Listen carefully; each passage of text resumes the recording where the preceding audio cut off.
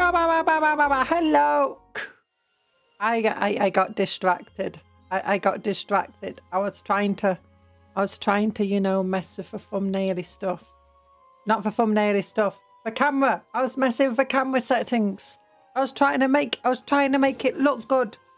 And I kind of I didn't notice the time. Oh goodness, I got gloves. I'm here. Oh wait, chat's not on my phone. Chat, where are you? Come over here. There we go. Get over here. Get over here. There we go. Paint time. Yeah, sorry, I do weird voices sometimes just because it's fun. There we go. I'm jumping about. Oh, chat's on my everything's up. Everything's going. Yeah, everything's groovy. How are you doing? Oh wait, live chat. The stream's advertised. Might mix it up.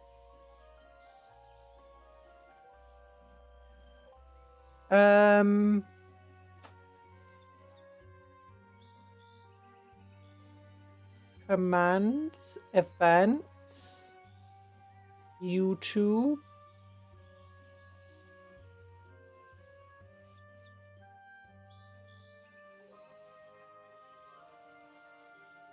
There we go.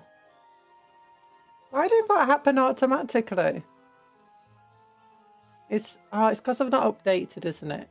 It's because I've not updated my stream avatar, my mix it up app. It asked me before the stream, but I'm like, it's a bit late. About the stream. Actually, you know what? I could probably. I'm gonna close mix it up. And then I'm gonna restart it and just update it. Because I think it's broken. And last time I updated mix it up, it broke everything. Waiting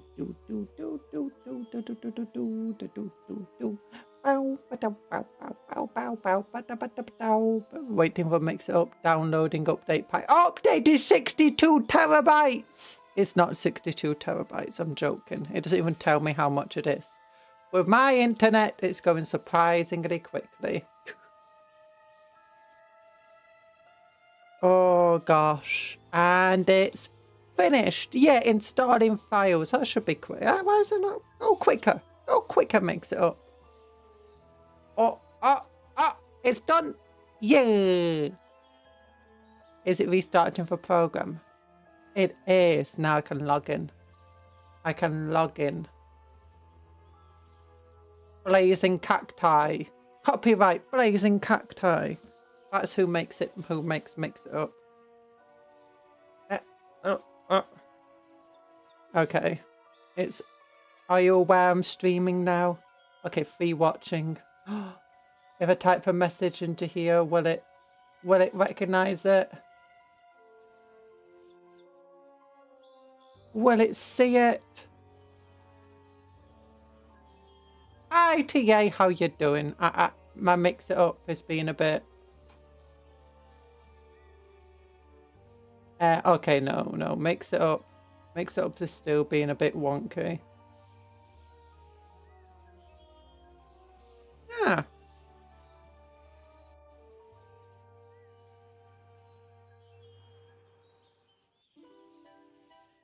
Yeah, chat's not showing up and mix it up. Oh no. Oh no. But how are you doing, TA? I hope you're doing well. Oh my gosh, it's too warm in here. It's too warm.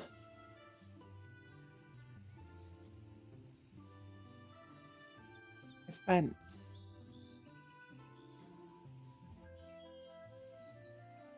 Chat. Channel.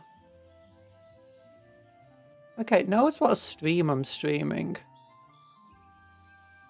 Oh, there you go. You're doing okay, Broncantus. Right. Oh my gosh. It's only almost fully gone. You've had it for so long. Why is it not gone yet? What's Mix It Up? Mix It Up is my software that I use for streaming and stuff. It's a bit like Stream Elements, but it's like all run from my computer. So I can see what's happening. But it's basically that entire thing of when you put a command into chat and it does stuff. Yeah, it's all done by Mix It Up. And it's also a thing that's like doing an Inquisitor Muffin. Yeah, Mix It Up is basically the software behind Inquisitor Muffin. It's also a thing that acts as a go-between between Cuptle and the program that runs Cuptle, so that you can run Cuptle from, and so that you can use the same sprinkles that you use for everything else on Cuptle. Yeah. And medicine is just taking some time to work. First go around and actually fully get it gone. That's all. Oh, just give me a moment. I'm boiling right now. I'm just going to open my window a bit wider and turn off the radiator. It's on.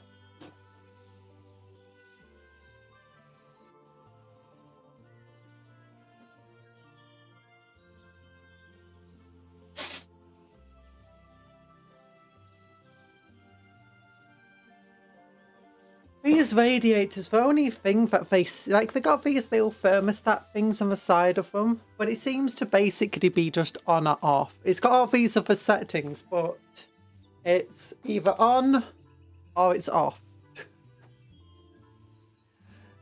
That's what it feels like. Oh, but I'm gonna show you. I'm gonna show you for hand cam. Here we go. Here we go. Oh, I need to change the settings a little more. It's a bit too dark here. Not Windows Capture, video capture device. If it flashes a little bit, I apologize. Okay, let's go up to 2.8. Let's lower that to 9.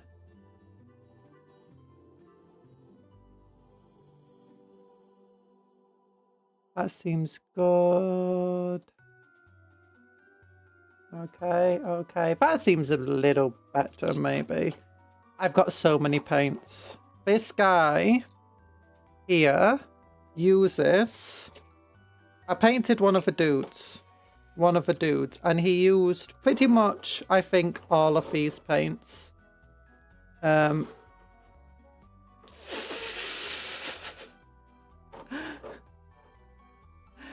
pretty much... all of these is a lot of paints. I can show you. I can show you what paints he uses. Oh wait, there's another one. So for his weapon, he uses this blue here, and this blue, and this rust grey, and there's another blue here. This blue. For his shoulder pad, he uses this purple and this purple. For the golds and bronzes on him, he uses mixtures of Balthasar gold. Oh yeah, for a base of it, iodine yellow. Then Balthasar gold. Fulgrim copper and retributor armor.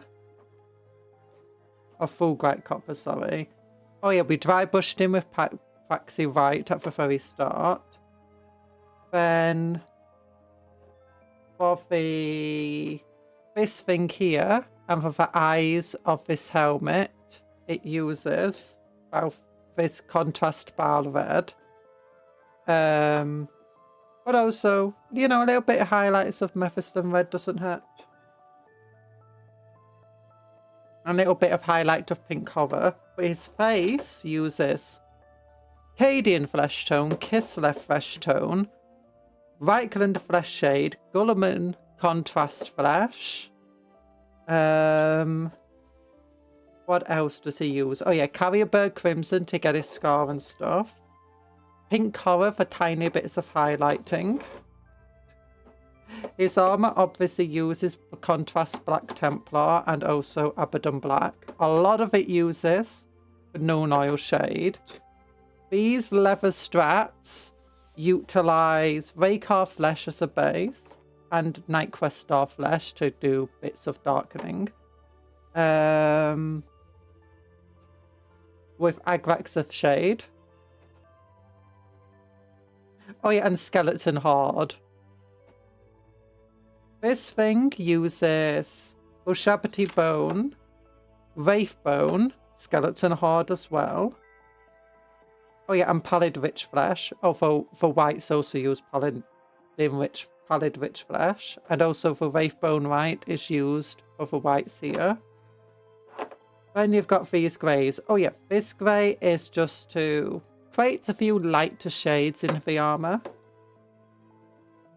Then Mornfang brown, what was that used for? Oh yeah, helps with the leathers. Then for the steel along here and, you know, here. Oh yeah, for Mornfang brown, sorry, it's used for helping make the grime of the gun. Then you got lead belcher for the silvery metals alongside Stormhost silver. And then Administratum grey helps with getting some of the white colours and some of the highlights. A lot of these wear and tear along the armour is rust grey. And then Apothecary white is used to shade the white areas. Hi Tony, how you doing? So yeah, this is yeah, this one dude here, he doesn't look very colourful, does he? But yeah, these are the colours we're going to be using. These are paints we're going to be using. And I actually need to get another paint, a green paint out, so that we can do, where is he? Where did he go? There's a dude that should have been here somewhere. Oh, here he is. This dude, yeah, he's got a bunch of wires on him. And not just this dude here. And they've got these wires on them. And I like painting some of the wires green, like on this dude. So we're going to get a couple of greeny colours of that. You're doing pretty good today. Nice! I'm also doing pretty well today. I've done exercises today. Yeah! So, yeah, it's a lot of colours. A lot of paints. Who knew? I'm going to get my greens out, so, you know, it's going to be even harder keeping them all here.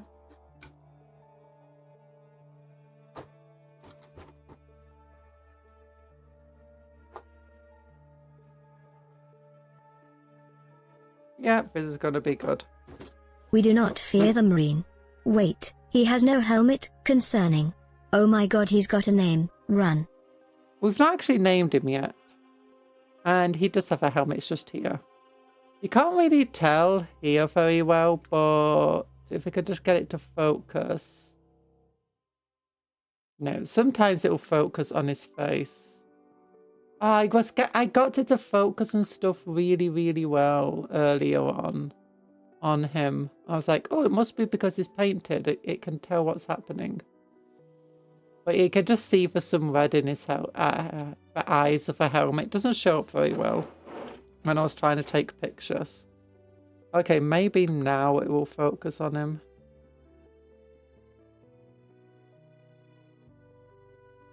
Oh, there we go. Yeah, you can see the red eyes of the helmet now. Yeah.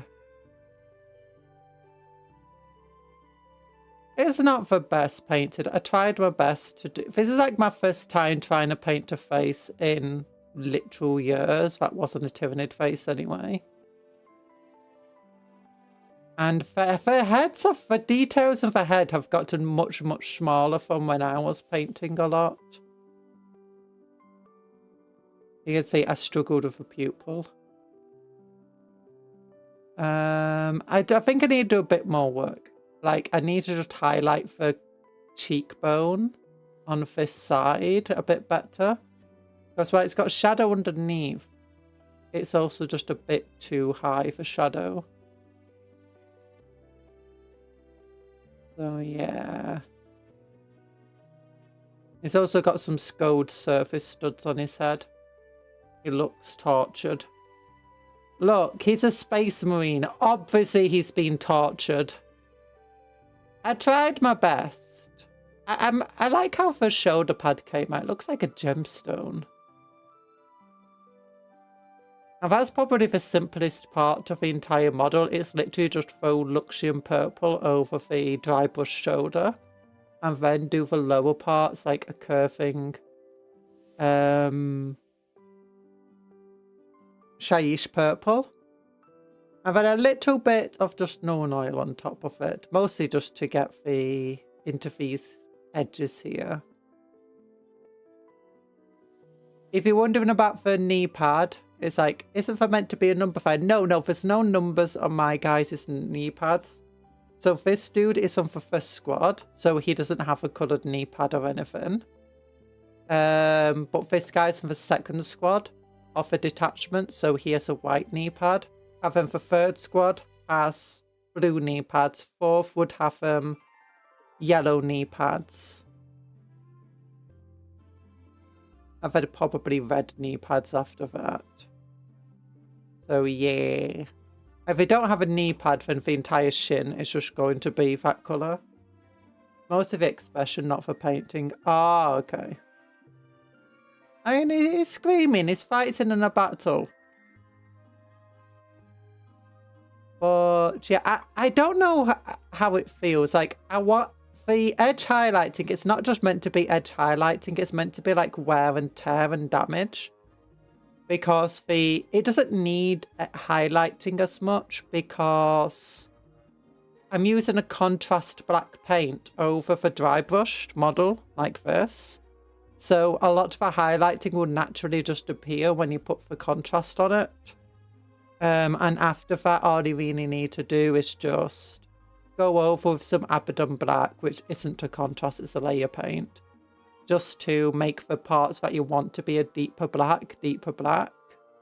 And then for parts you want highlights, you can go over with Mechanicum Grey or even Administratum Grey if you really need to. And then I'd use Rust Grey on basically all of the edges because that's where the most wear and tear is going to appear. Maybe I went a bit overboard with it. Maybe I need to go over some Abaddon Black again just to ease out some of the wear. I think I went a bit overboard on the chainsaw, but that's fine.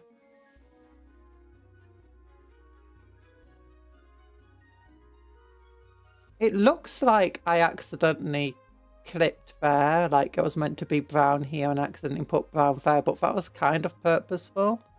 I can see this darker brown up here because it's just meant to be the shadow underneath. And you know, just around the edges. I was struggling a bit getting this looking correct. The tabard.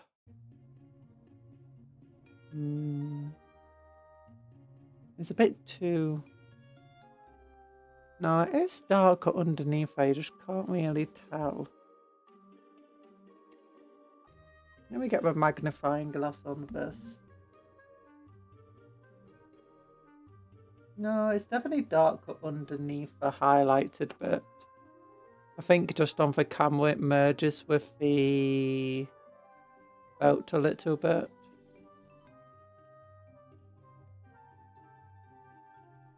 Yeah, I did realise a mistake I made when I was dry brushing them though. It's that I should have changed the tabard colour beforehand. And these things, like I should have painted this with Rakar flesh before doing the dry brushing, and I should have painted this thing with Ushabti bone or Ushabti. But it's fine. Also realised after like I'd got too deep into painting that this thing going along the back there is another one of these straps, but it doesn't matter. You can't even tell until you look around the front and you see the strap. But you can just imagine it just clips onto the armour. But how are you doing anyway, Anthony? I How's everyone doing? I'm not sure about the gun. I feel like I might need to do a bit more on the gun. Because if I look at this gun, I used highlights of Baharoth blue on it, but I wasn't really sure I wanted to do that. Because if you look at this, this is before I used any contrast paints, or at least much of them. And I like how the blue looks there. Oh my gosh, it almost looks like I painted a face there.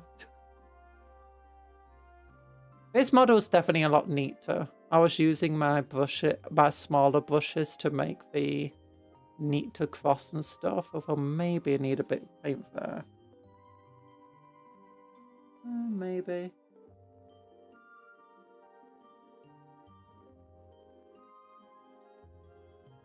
Yeah, but I mean, it's definitely a lot neater than this cross anyway.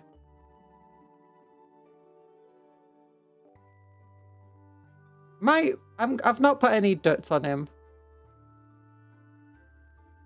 Yeah, I might just get out a brighter colour to do that. Or maybe some outdoor blue might be good. I don't know. I did highlight him with Caligor blue. I like how that shoulder pad looks though. Oh. Yeah.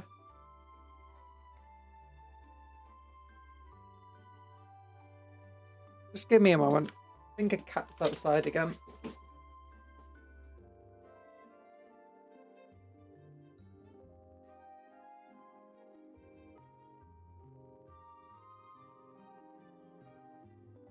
If it is, it vanished immediately. But yeah, I tried my best painting this guy on Thursday.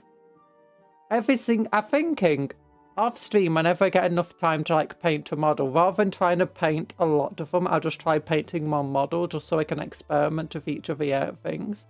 One of the things I do still struggle with is if you look down here, the edges of this shoulder pad here, where it's all meant to be black, if you just trace it down to the edge, you realise that the raised edge is white and not black. And I really struggle painting it black without then tainting the edge of the white itself. I'd rather just leave it white at that point.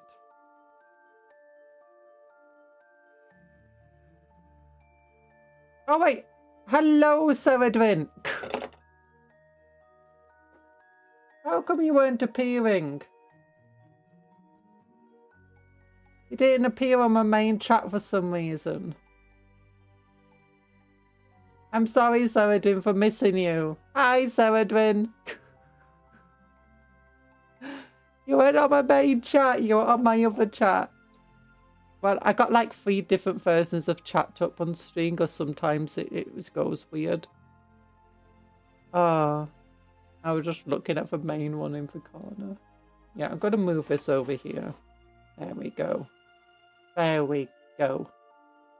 But yeah, it's been a bit difficult paint. How you been, Seredwin? I hope you're doing super well. Wait, did the cupcake even work, by the way? Are any of the commands working?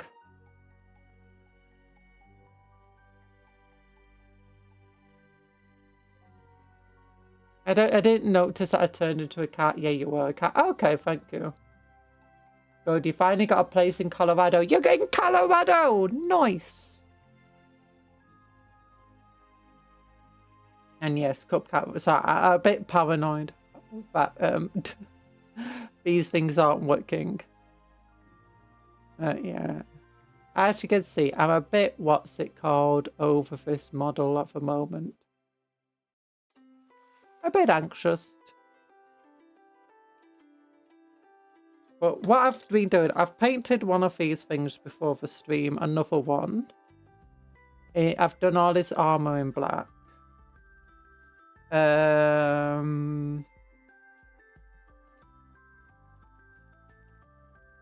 So yeah.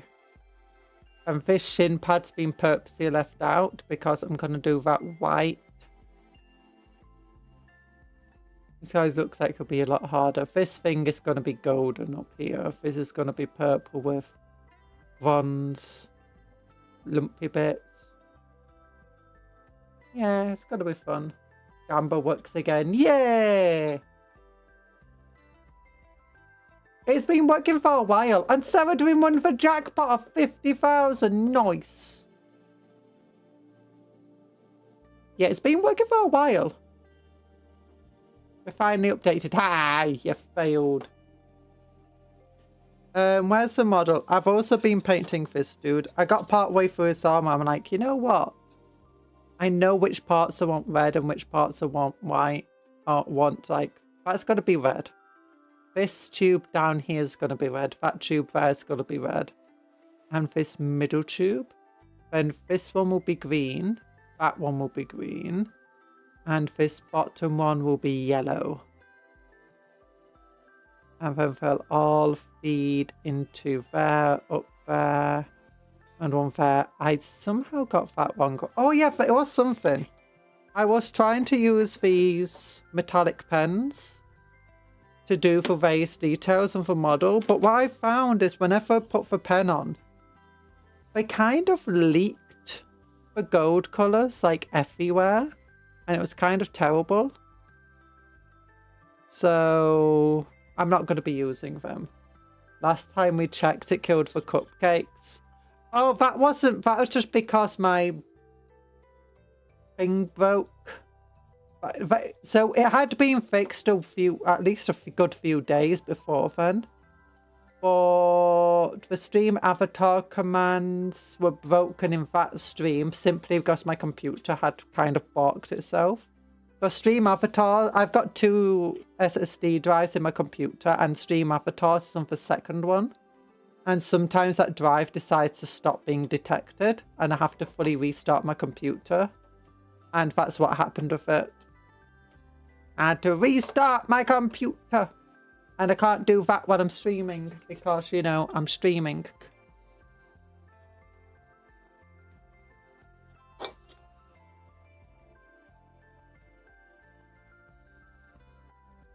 I'm not like those other streamers who, you know, have 2 computers running to do streaming. I've just got the one. Only the one. I mean, if you include phones, I've got 3, but... yeah. We got this dude. This dude is gonna be scared. He's scary to do. And look at these big old bony boys, shoulder pads. What is he? Do you think he's a chaplain? No, he's not a chaplain. He's just a castellan. Really cool model if you want to get him. I'm using a Tech Marine head on him. And this big old Saturnine axe. If you want to see the... I don't like the axe he normally has. It's inspired by old John... I think it was John Blanchard. The model itself, I can show you.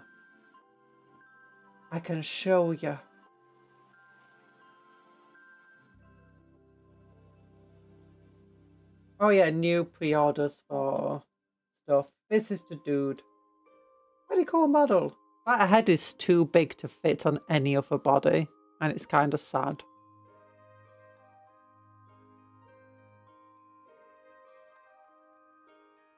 Yeah, I've got a different backpack on him. I took that backpack onto somebody else. Yeah, I'm not painting mine the same colour scheme at all. Can we go like up and over? We can a little bit. Yeah, that axe looks a bit derpy though, doesn't it? At least to me it does. The entire pose is kind of derpy and flat because it's based on old art. But oh yeah, if you want pre-orders.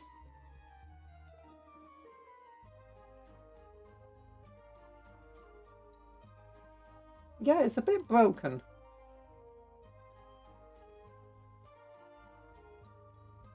It looks like... I was having this issue earlier and it looks like they kind of forgot something got broken in uploading for pictures, but because it's a weekend, I imagine no one in Games Workshop is actually in, so it was all automated put up, and, you know, none of the pictures have gone up properly.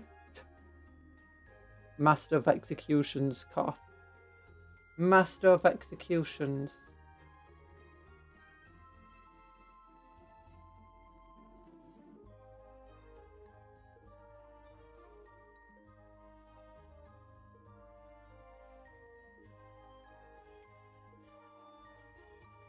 Master of Executions isn't bad.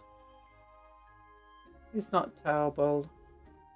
The heads look a bit derpy. That's about it. That head looks a bit derpy, I guess. There's another one though. I know a few other armies have these types of based on old art characters. Like the Arcs have the Pain Boy. There he is. This dude, again, he looks very flat. Who's Spaces? Hi, Erland.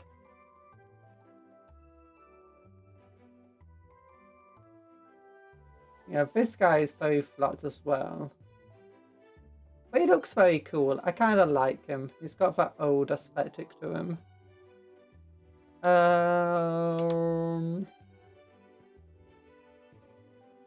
Does anyone else have a similar sort of character where it's based on old art?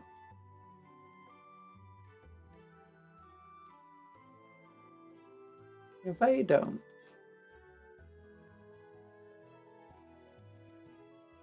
I imagine if anyone would, the Eldari would.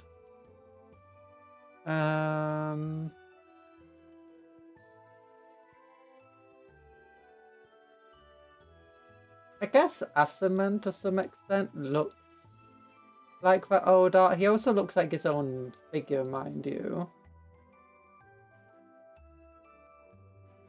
He's definitely got that flat aesthetic going on. Flattish justice, or so I've heard. Maybe.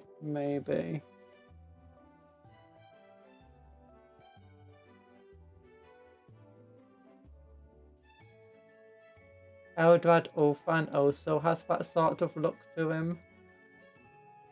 Well, that's also partly because they look very similar to the old miniatures. The pose is pretty much the same. Oh, I want to get one of these. I want to get this thing.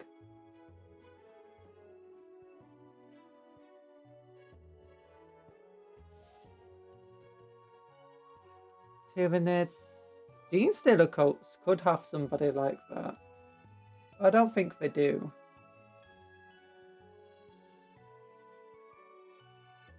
Or maybe the Acolyte stuff can. I mean, a bunch of the models are very clearly inspired by the old art.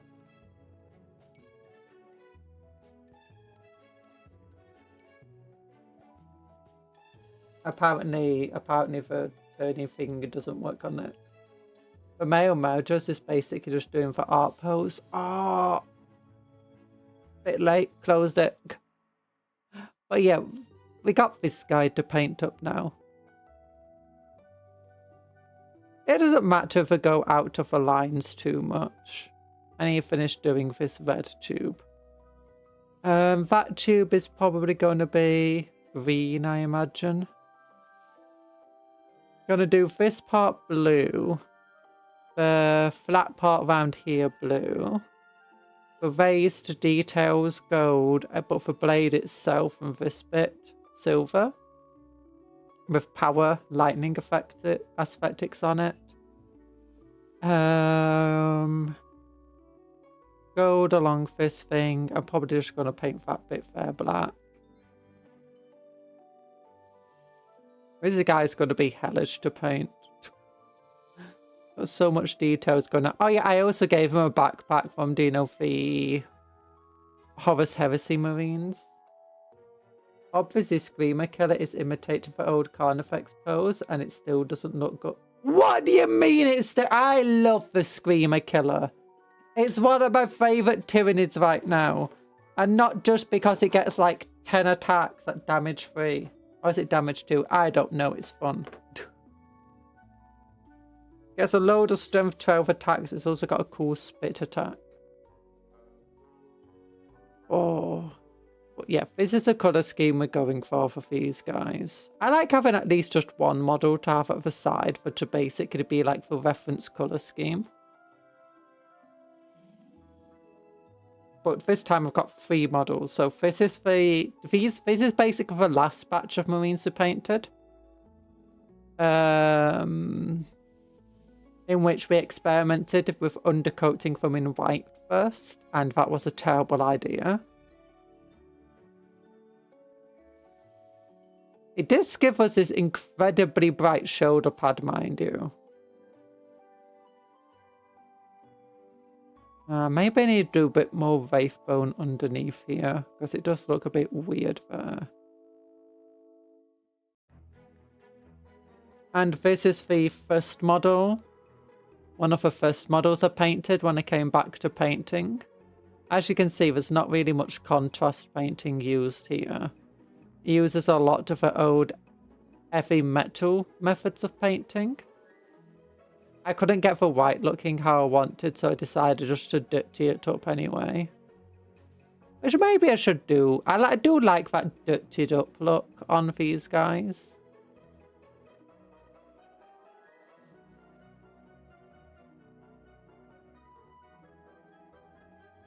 Yeah. But yeah, I love the Screamer Killer. That's why I've got 2 of them. And I kind of want to get a 3rd. If you could just get the Screamer Killer by itself, I'd be so happy.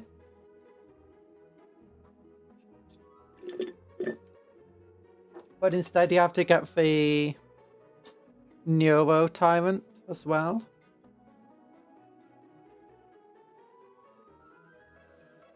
Oh yeah, I'm gonna finish painting the red on this thing. And then I want to do the highlights on his face.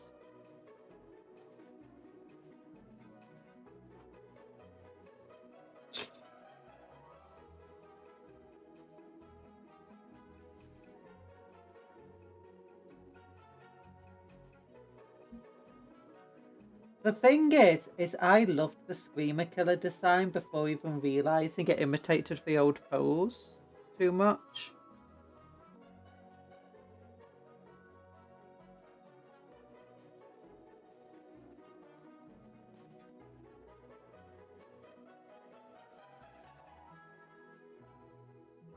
And it's definitely got... Oh, darn it. I keep knocking over my blooming magnifying glass and it's annoying me. It's because it's got these long arms on it. I keep catching on stuff.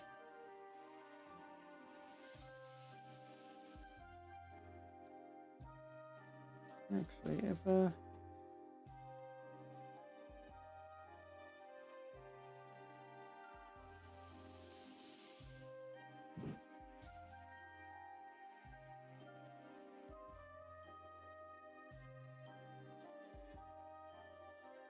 I'm just trying to change how it's weighing itself out, where it's center of balances.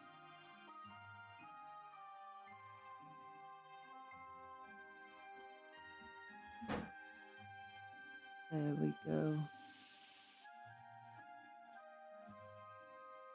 Oh. But yeah, I can't believe you don't like the Screamer Killer.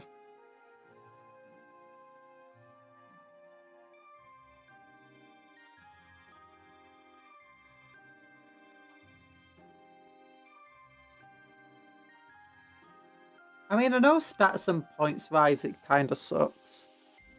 Only kind of sucks.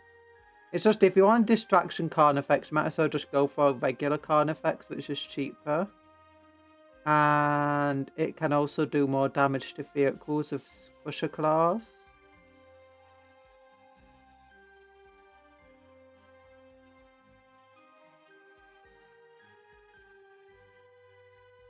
Yeah, I know you don't like Space Marines, Erland.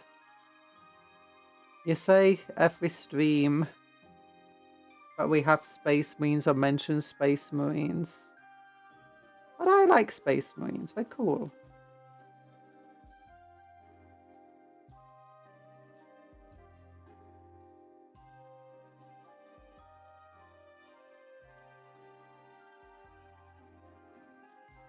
Back in 8, Screamer Killers were just specialised variants of custom facts, only for Talons, and then you got an improved Bioplasmic Scream. Yeah, back in The Screamer Killer was the exact same back when I was playing. It didn't have its own variant. Or if it did, it was like a sort of like, you know, legendary sorts of thing from like Apocalypse or something.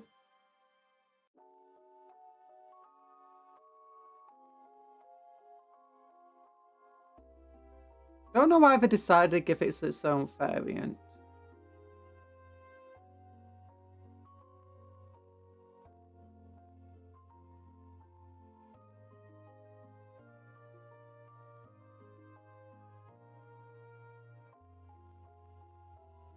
Maybe they bring back the Thornback's corn effects and make enhanced senses heads valid again. Oh. Is that the one where it's got like the horn sticking out of its head?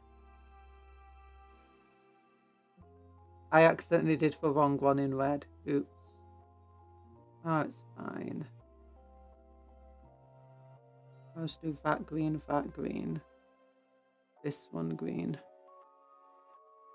That one yellow, the bottom one yellow.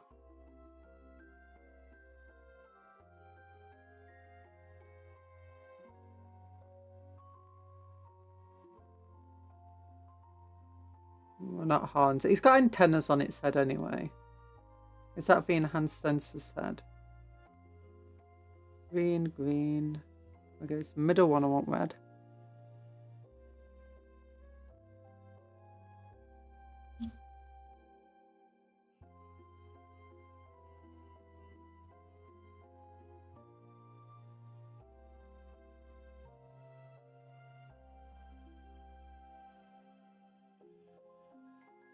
It's got a fleshy T-shaped growing it. A fleshy teeth-shaped growth, if memory serves, and was essentially +1 ballistics at the time. Ooh. That would be fun. I want to see what Maelstrom offers for Tyranids, you know, in terms of custom characters and stuff. Like, it could be fun if you got a custom character corn effect.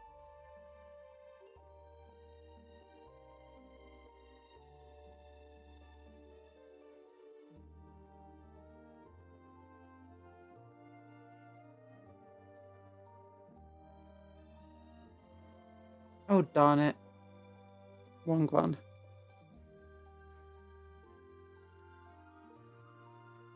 Corn effects of double devours hitting on 3+, otherwise known as stack effects. Yeah. You currently do have spine backs and corn effects as you can get.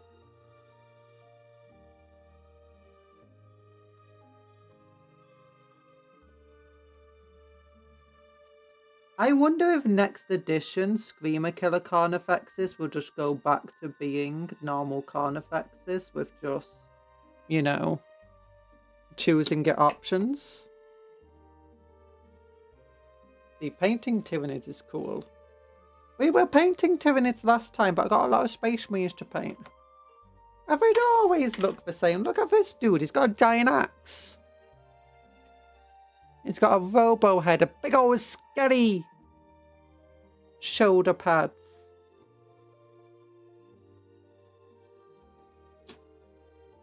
Okay, where's my... I go for Administratum Grey. Still looks the same. You need to get your eyes tested. Spinebacks were just an upgrade you could choose. Spore Banks 2 gave you -1 to getting hit. Oh.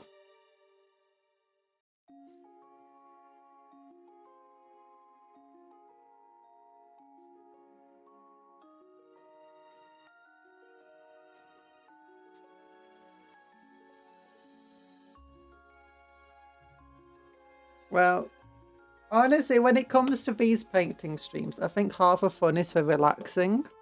So having a bunch of models that just look the same, and you don't have to change how you're doing them, I think, honestly, it's kind of a boon for painting stream. And just going over the mistakes I made now.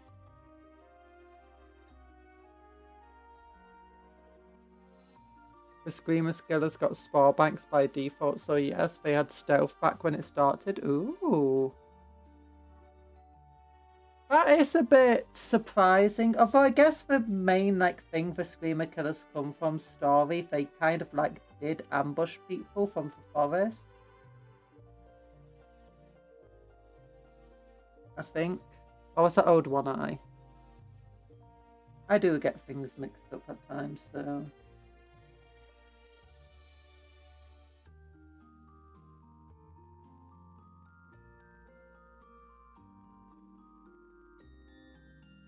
I'm gonna have to correct this. Because our other paints are gonna struggle going over red.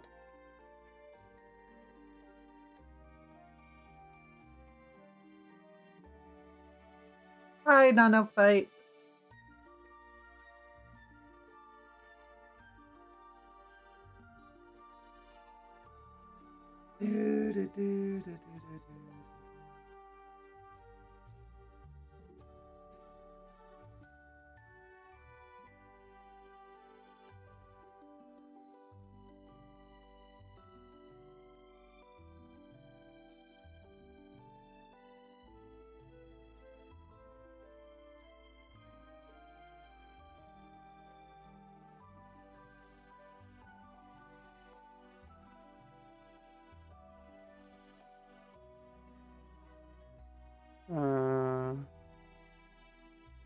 Fish tubing is weird. Maybe I didn't get it wrong originally.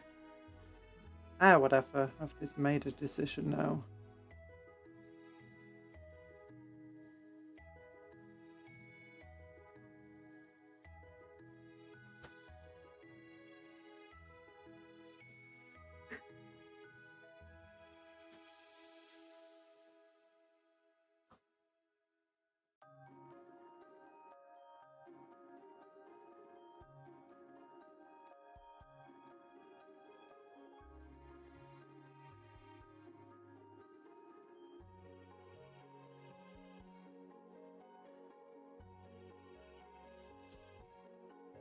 To be fair, Screamers are close range specialists, making them harder to hit. Is definitely something you'd want. I would think, though, personally, if I was in charge, I'd make Screamer killers just super fast. Like, 10-inch move. I think they already have Assault on the weapon. Can they already charge after advancing? I'll probably give them that anyway. And the ability to reroll advance rolls in certain detachments. Okay, let's get some Hexway.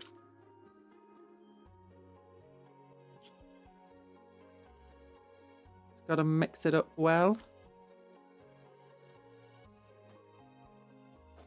By the way, for those who don't know, the amount of paints I'm currently using, like the amount of paints that it used of this model, basic alpha paints here besides 2.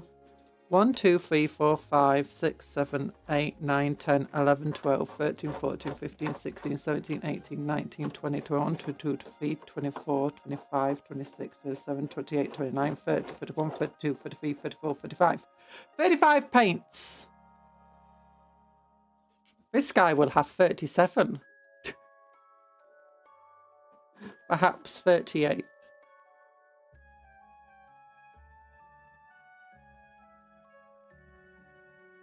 Green, green,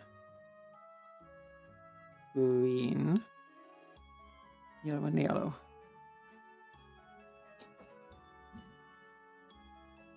They don't look very colourful, but they are very colourful. Also, no, they can't advance and charge. They force a battle shock test at -1, which makes sense. Oh yeah, that's what the Screamer Killer kind of always specialised at, basically breaking your enemy. Which is kind of not as valuable now that you can't just force your enemy units to scatter and just not come back.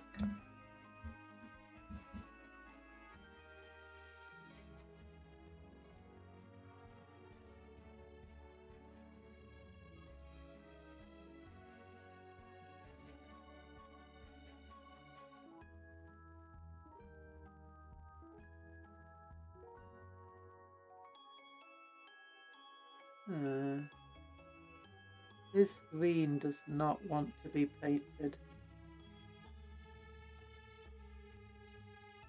Do I have a different green contrast that I can use? It could be if I've just not broken up the bottom.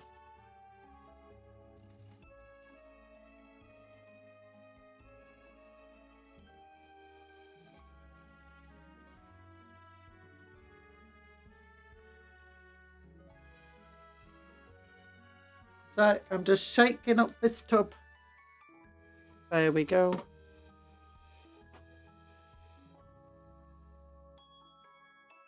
This is the colour we use for arcs. It should be good in theory. Although I did paint it over one. Ah, there we go. I just needed to shake it better to get the pigment loosened.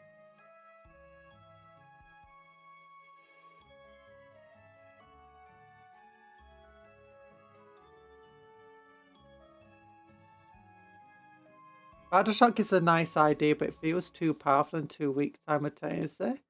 I'd rather just have failing morale, forcing more models to run. I would like the models to run, but for them not to be destroyed. Like, if you catch an enemy unit, make it like Old World, where all it does is counts next turn, it counts as your opponent charging. For all intents and purposes.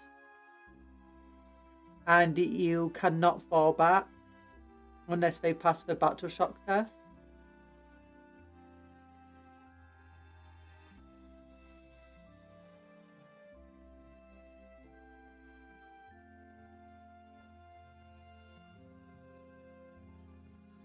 On for next turn. Yeah, this is going on well now. Yeah, sometimes the contrast paints you just have to.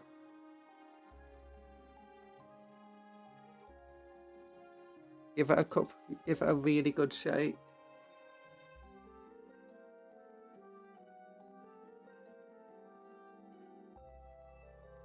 Certain paints, it's really easy to tell when they've not been shaken properly. If I can find the blue paint. I can show you. Here we go. This one, like you can see its bottom. This will entirely disappear once it's shaken well enough. You know, the lighter part at the bottom.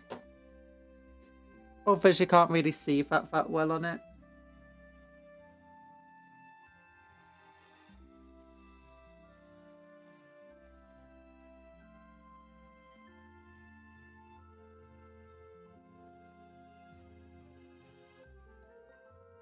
The current plethora of effects that failing Battle Shock applies is simply crippling. But to make it so, they made it hard to fail. It's not that crippling though. There's only two major effects that I can think of. Well, three of them actually. First is your objective characteristics becoming zero. Second is your can't target with them with stratagems. Which I don't think is too powerful, to be honest. Like, stratagems already use command points and stuff, and if a unit's in a position where it's Battle Shock, it's probably not the most worthwhile unit to throw a stratagem at. If I'm entirely honest with you.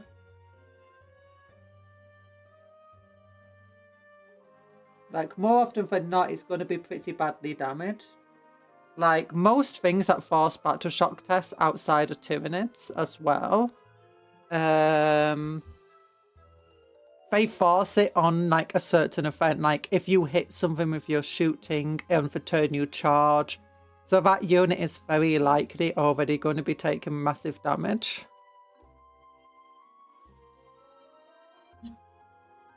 And they give you plenty of opportunity beforehand as a result to effectively say no. To use a stratagem beforehand. Like, there's plenty of stratagems like Fire Overwatch that you can use before your enemy gets to do that Battle Shock test on you.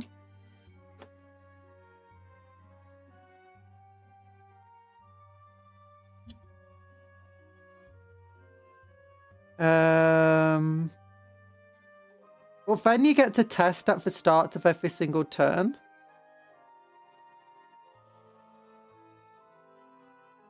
which is another place where it kind of weakens.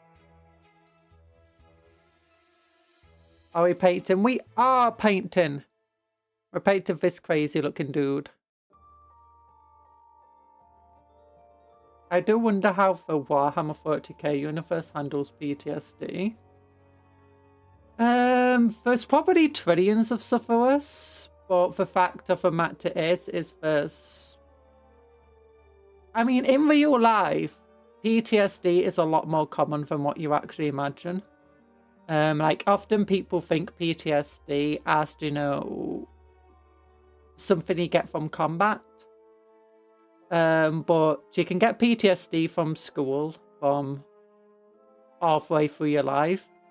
In fact, when it comes to PTSD, I think it's like 1 in 4 people have suffered PTSD. So in real life, there's billions of people already.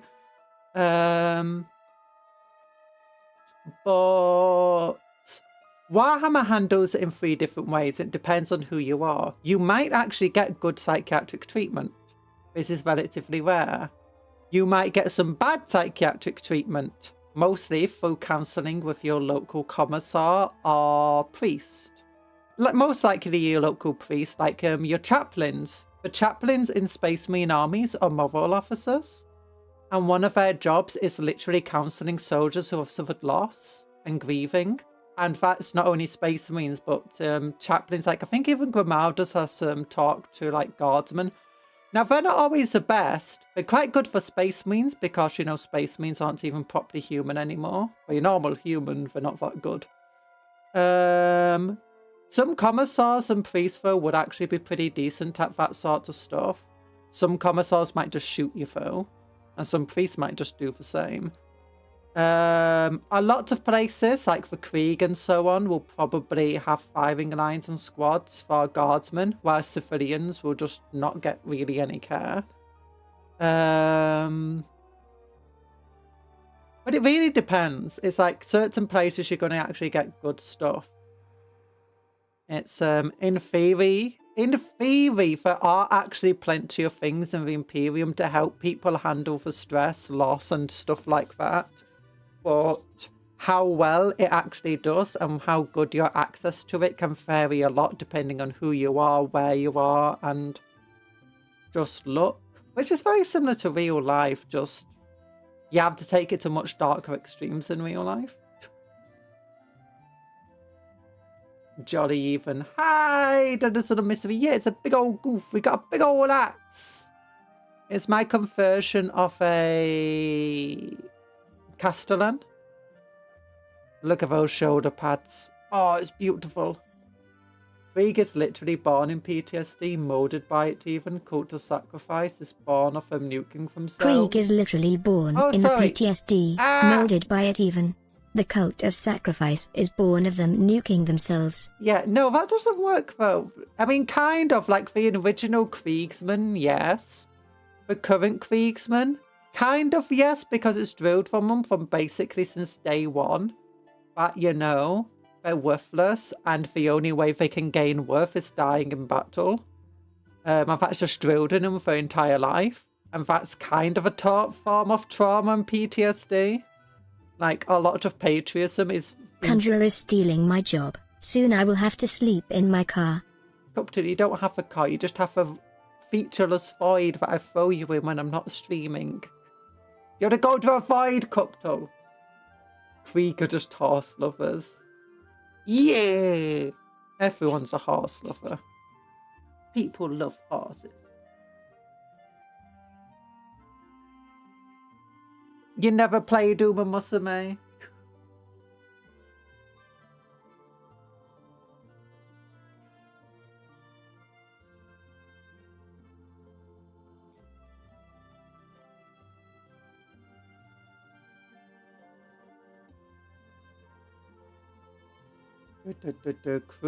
Krieg of... No, the ultimate... The Attillans of the ultimate Uma love this. Uma Musume enjoy us. The Krieg are second to them. Move aside, got some berserk. Cuptle is the real suffering king. No! He doesn't even have a car. How sad.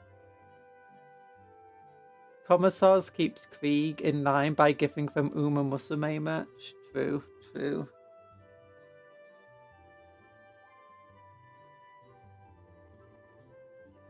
Actually, commissars for Krieg are a lot better than commissars from other factions. Like, the worst commissars are like the Chemdog commissars. Chemdog commissars, like, are the ultimate... Well, actually, Penal Legion commissars are the worst.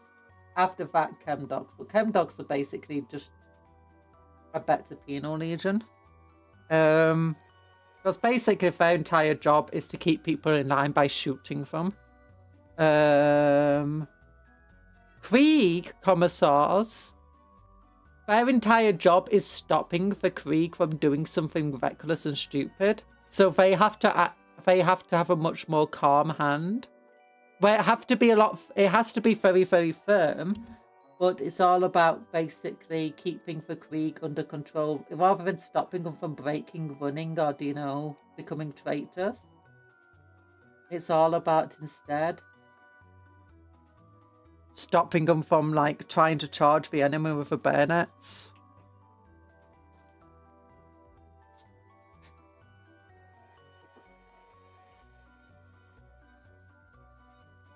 Okay, look, it's a colourful boy. Colourful lad.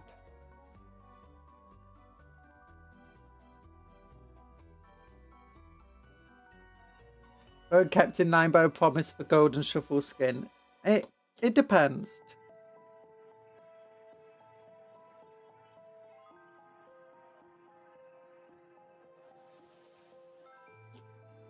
Okay, let's get the black one now. Bayonets, Commissar? No, Jimmy, not yet. Yeah, that's pretty much it. Now, for one thing that, like, where commissars will be, like, shooting for Krieg. Hello, SW05, how am I doing? I'm doing well. I don't know how the Cup Moth's doing. Because I'm not a Cup Moth.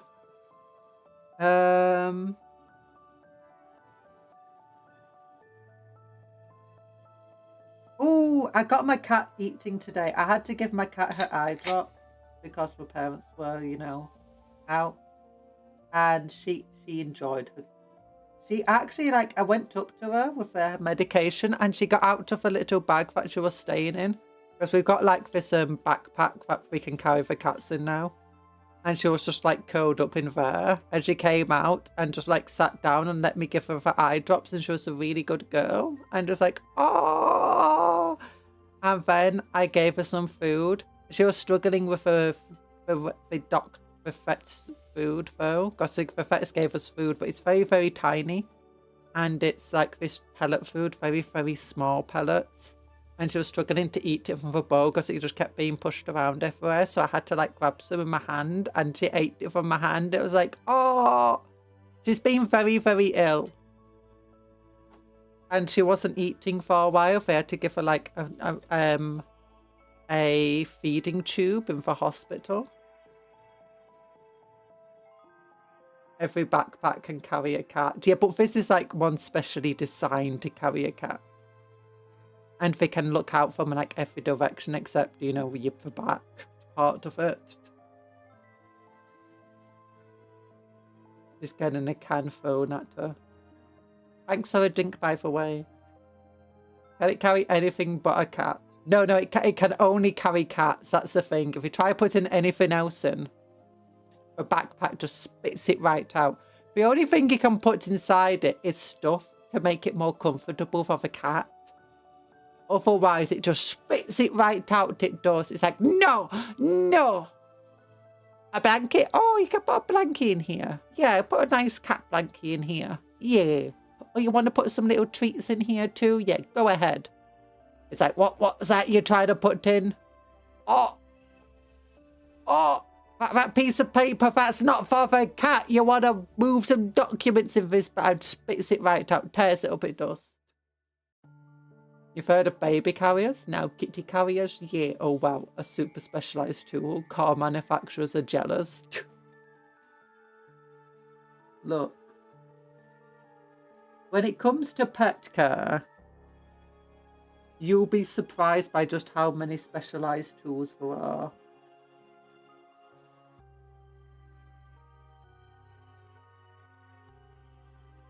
We actually got the backpack out because we had it when they were kittens. We got it out because my other cat, she's been getting into boxes, and her new favourite game is jumping into a box and being carried around in the box. So I thought maybe she would like to get in this bag and we can carry around in the bag. That's much easier for us to carry. And then we could take her places. But no, she wants to go in the boxes. Not for bags.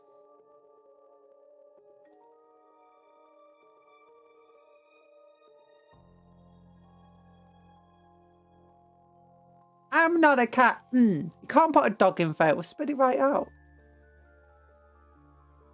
When I put a normal blanket instead of a cat blanket, of a bag unatomizes in front of me, vanishing forever.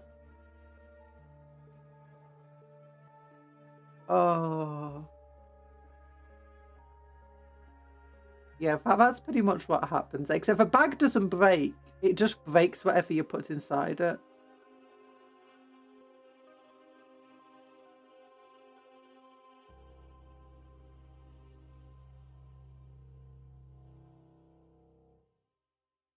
Hi, Mississippi Gonzo. How you doing?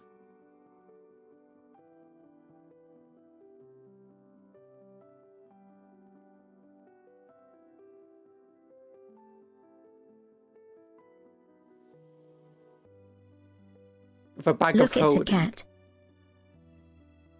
I'm not a cat. You're doing good. Nice. With a bag of holding cat. Yeah, pretty much. A bag of holding kitty cats. Smelly cat, smelly cat. Oh, my other cat though is not being very friendly with the cat that's been ill. Like, she got home from the hospital and she's just like hissing at her. And we think it's just because she smells different with all the medicine and hospital smells. But she's really upset. She's still not spending any time with her. Every time she sees her, she's just hissing. Is it too dark? It's too dark on the camera at the moment. Let me just mess with the video capture device.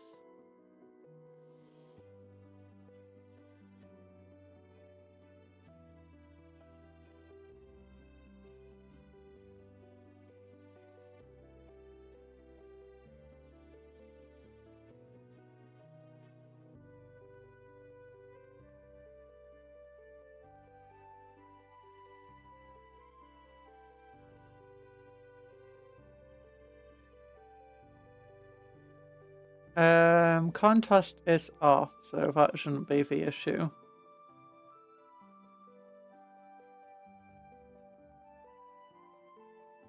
Every D&D party has one. Today I learned the Death Guard Combat Patrol has enough parts to kit bash 3 extra Plague Marines. Oh yeah!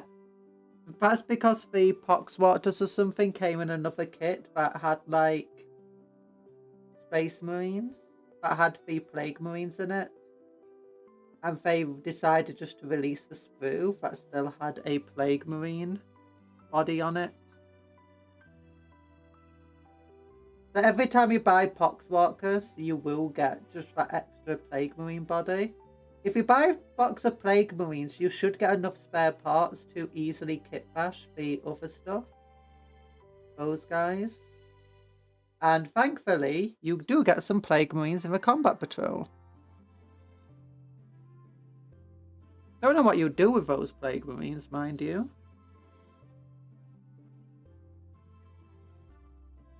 Death Guard always get good combat patrols. The current Death Guard combat patrol is amazing.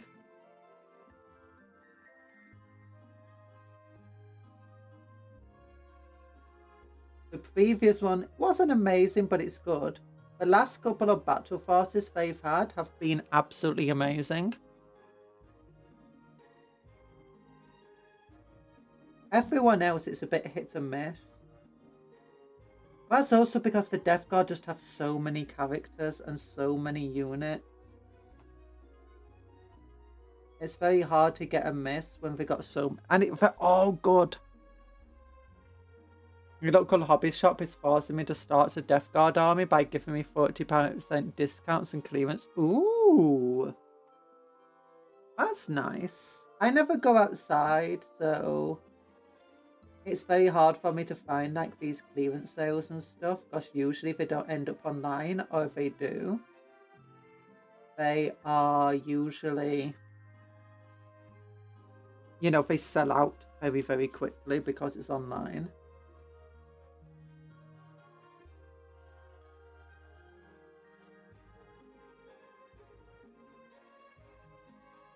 That being said, CEX, if you're in Britain, is a very good place to buy some Warhammer cheaper, especially if there's an online-only model that you want. It's always worthwhile checking out CEX just to see if they've got it in stock. Especially like old kits and stuff as well. What is that? Oh, that's just a tube. Oh, we can do the tube black. I don't mind that.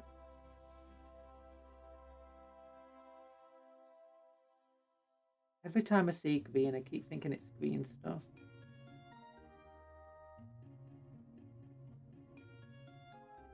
Oops, accidentally got farm for green. Well, that's why I've got the moot green out as well.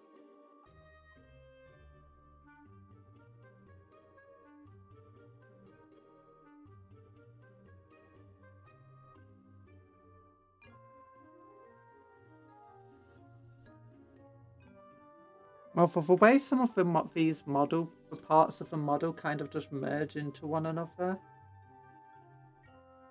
it's hard to tell what colour I'm meant to be painting certain bits. Like the tube doesn't just have a natural end, it kind of just merges into the armour.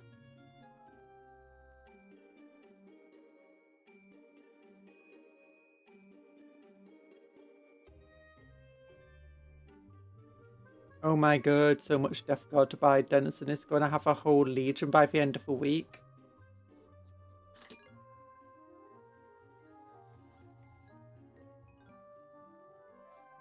Plague Crawler is super cool. All of the Death Guard units are just so cool. I really like the bloat drones.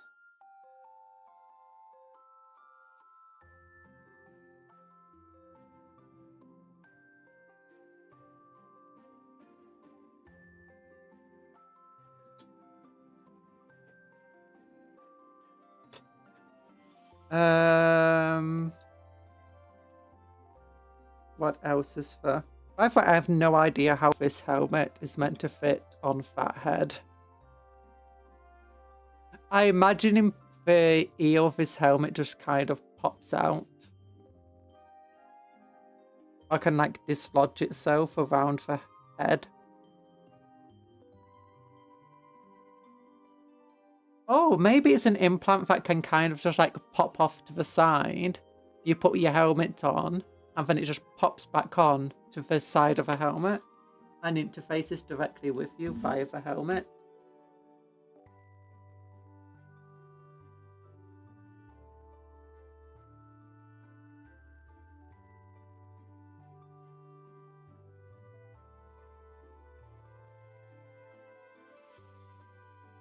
Because, I mean, your armor directly is interfacing with your body. Plugging into you.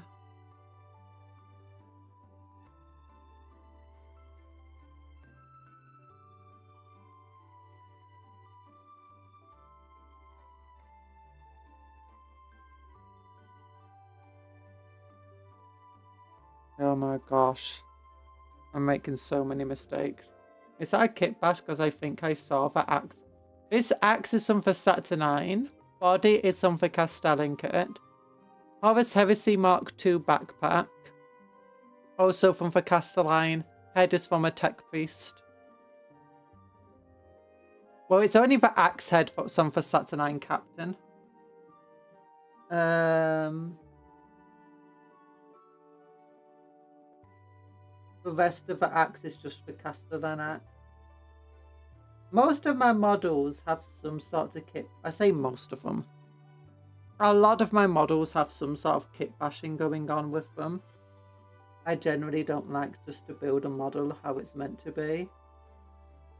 Especially if we're going to have multiple of a model, in which case each one wants to be unique.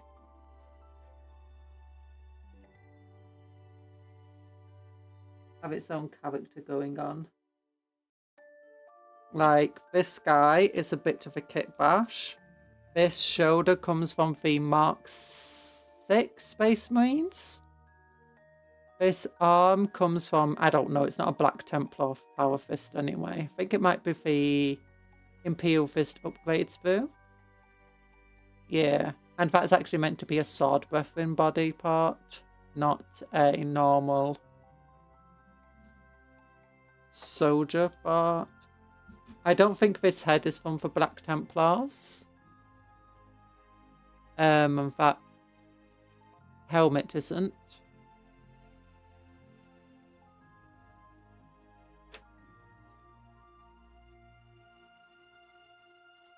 The main exception to my kit bashing is Tyrannid. But even then, you know, I've done some kit bashing.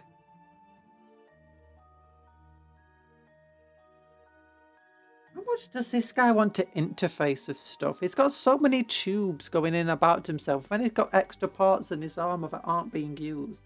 He's like Bane or something, just pumping himself full of stuff. Which, yes, Space Marines do. Do.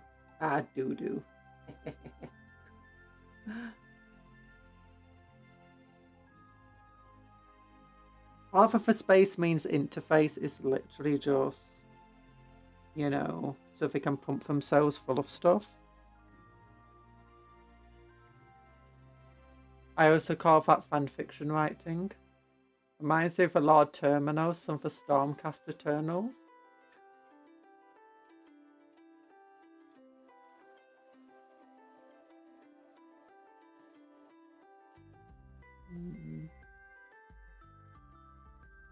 Yeah, I like just making all of my characters. Well, not just characters, just all of my models. Try give them their own little character flair.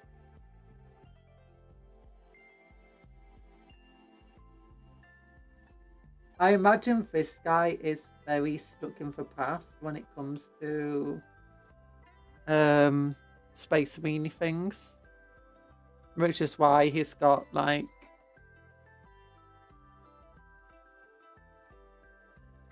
a bunch of relics.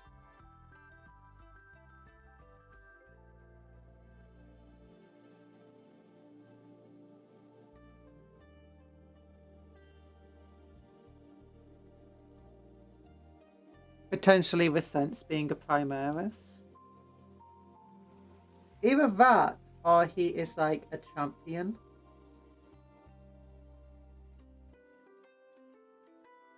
Like who's so incredible, like he's taken so much damage from combat, been through so many battles. He's kind of just like earned all of these relics. And he's just like constantly pumping himself full of juice.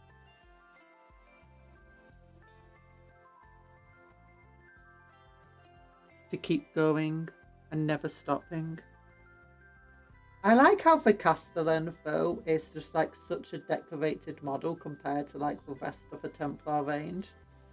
Like compare the Castellan to the Marshal model, and the Castellan's equivalent to a lieutenant or lieutenant.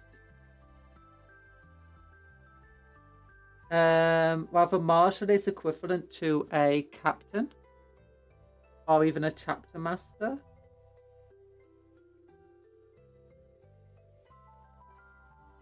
And the Castellan just feels so much more now, in theory, the Castellan should be decorated because really they are closer to a captain. Like they, a captain leads over a single company usually. And that's like the amount of Marines that a castellan is generally expected to lead over.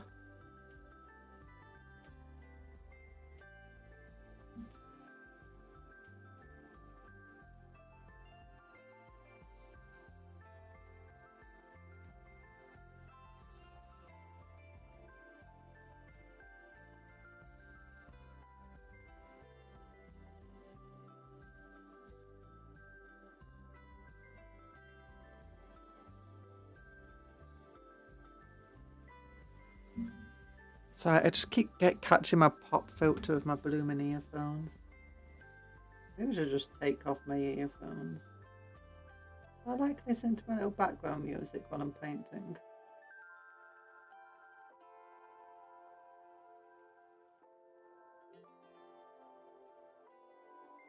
There we go.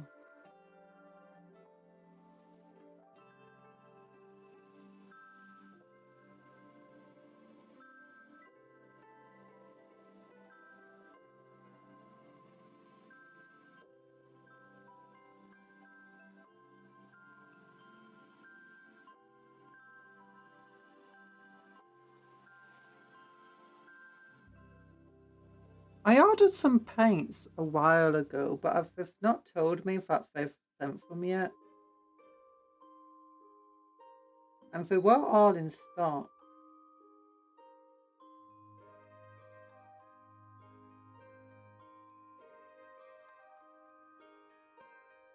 I just realised this guy should have a purple shoulder. Oh, I should paint one of the schools purple. That would be cool. Shall I do that? I was going to just paint them bone coloured. And it might be fun to have a purple skull. Red skull, but if he was cool. Which obviously he never was. Because you know which side he was on. The bad guy side. And not the good kind of bad guy.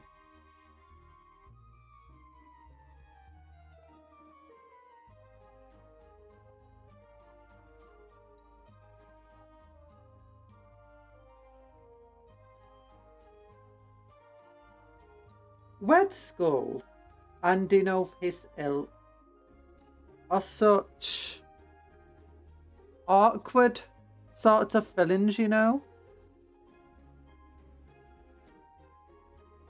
Because like other super villains, you can try making in a way that it's like, oh, you can sympathize with them. And like you can maybe not root for the villain to win, but you know, be like, this villain is cool. I want to see more of them. It'll be fun to see what this villain would be like if they won. Red Skull, he can't really do that much with, considering he was, you know, aligned with real life bad guys.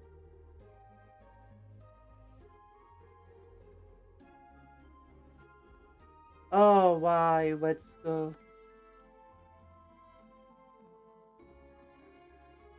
I thought it's nice to also just have villains that, you know, straight up. Yeah, this guy's just bad.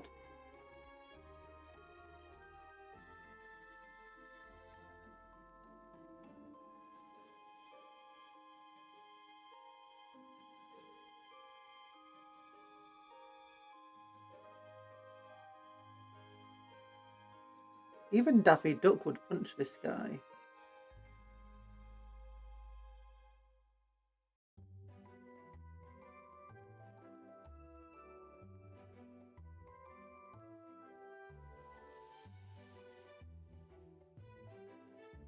Oh gosh, it's like, oh no. I need to, my nose. Hello, Clyde.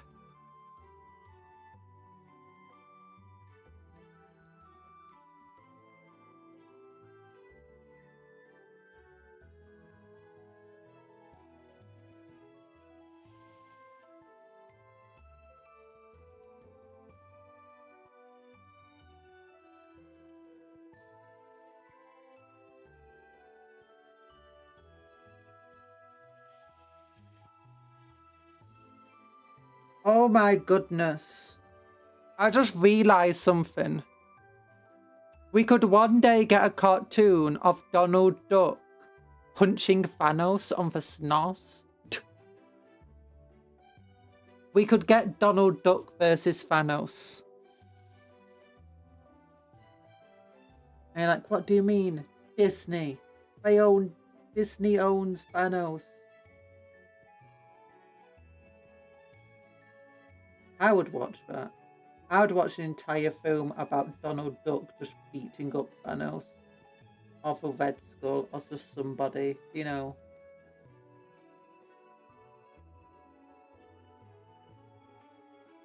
It's going well. We're painting this dude at the moment. We got 37 paints out. Although currently we've only used 3 of them. No, 4 of them actually.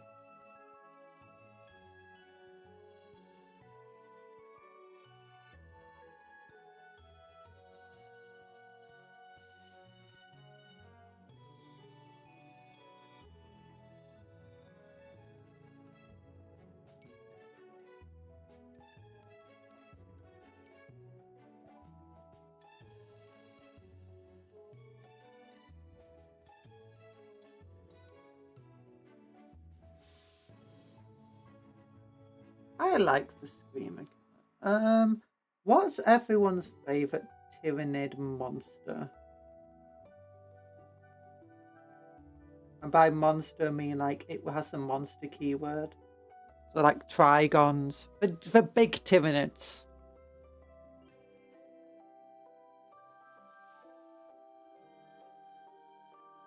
I think a lot of people, I don't think Anthony will say the giant, what's it called? It begins with D. Giant Tyrannid Lictor. The giant Lictor. Yeah, mine's definitely for Non Assimilator, for big old psychic Non.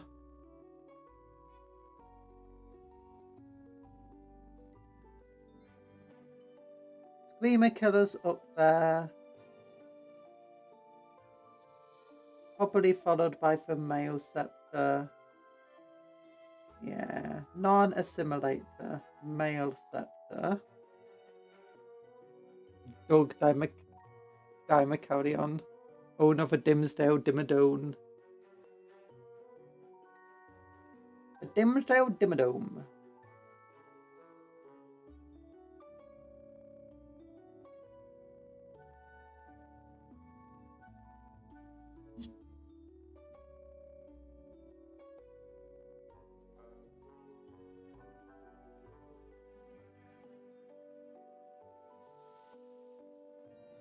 You know, sometimes you'd think that, you know, writers of like cartoons and comic books and stuff, you think they're very imaginative people.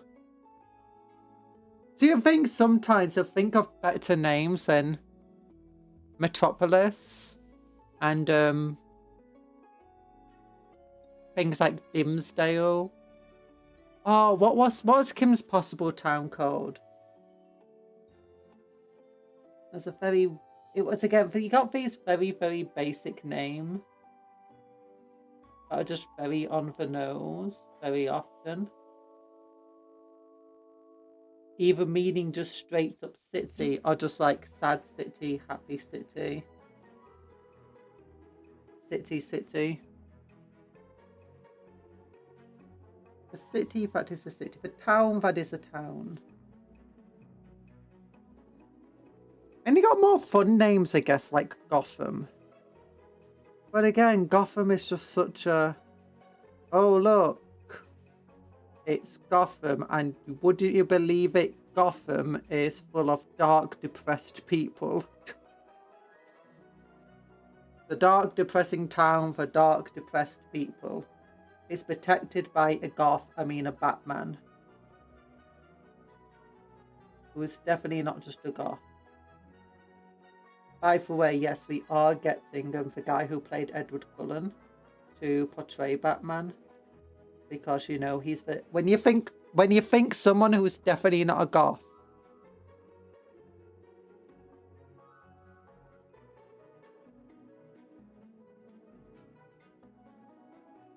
Oh my gosh. If Gotham was named today, you know, it would be probably called Emo.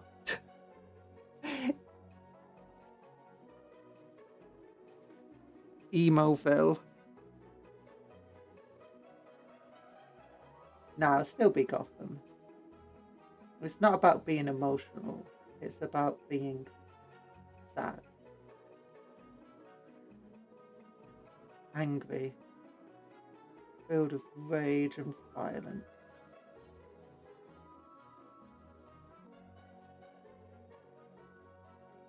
But mostly for big sads.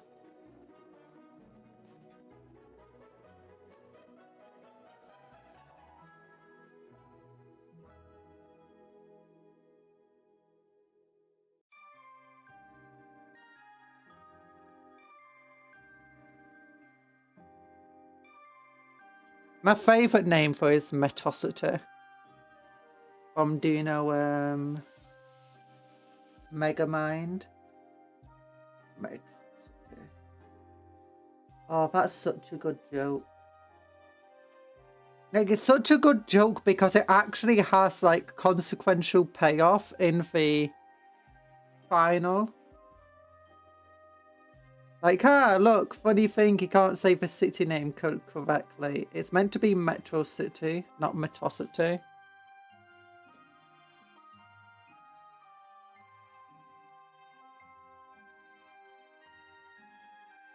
But the villain,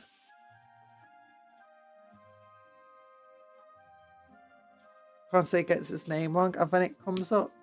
Later in the film, it comes up and it has actual plot relevance.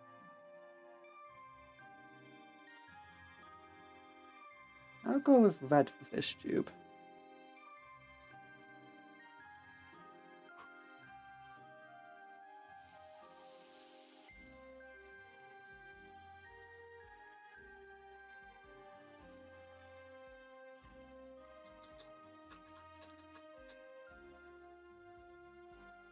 There we go.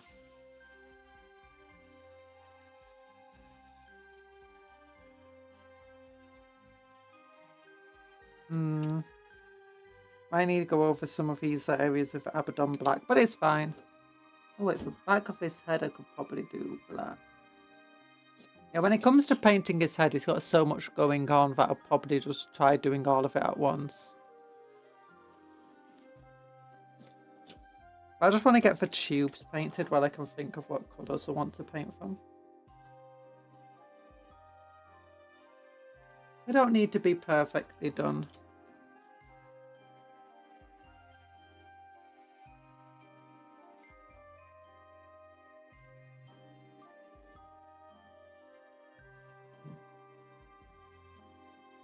I can hear that cat outside again.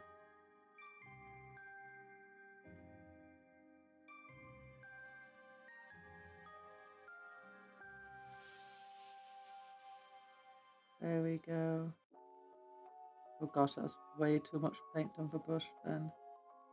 Still is. Why am I still painting with it rather than trying to fix the issue?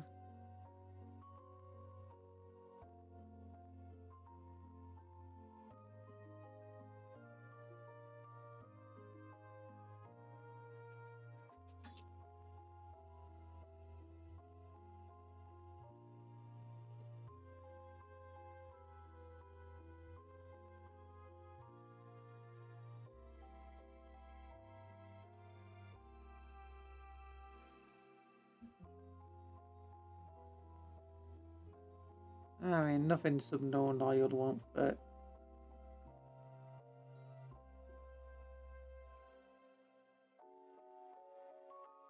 There we go. That's pretty cool. Should I paint the skull purple on this side and white on... I think I'm going to try that. I just want to see how it's going to look first. I'll get my thinner brush for this.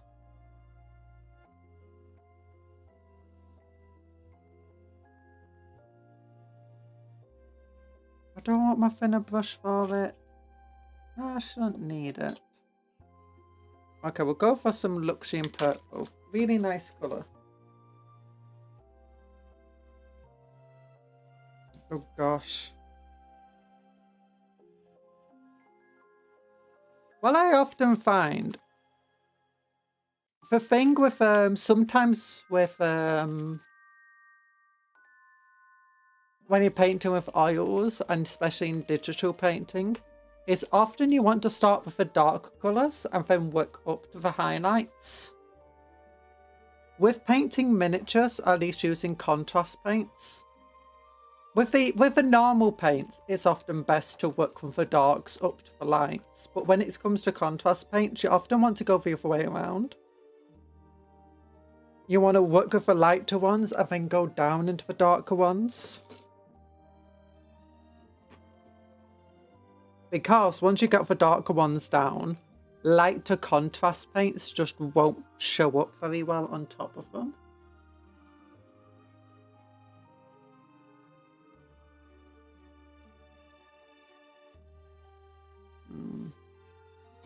Okay, let's get some.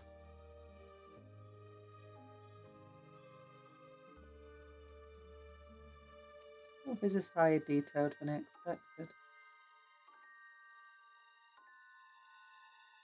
I'm not going to be painting those details in a different colour.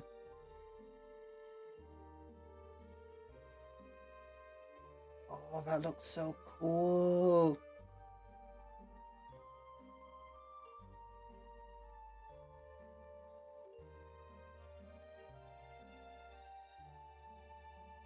Get out of focus for you guys.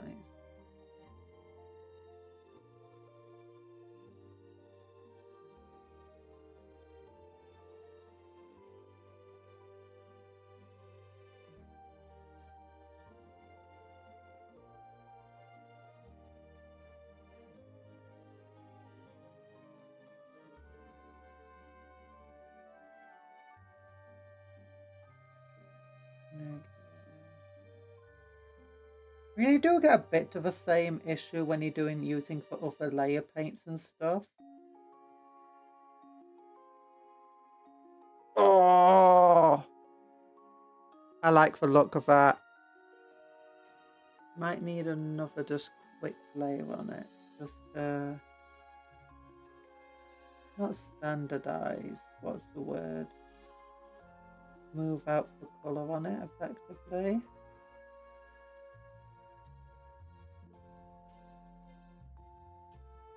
Make that purple pop.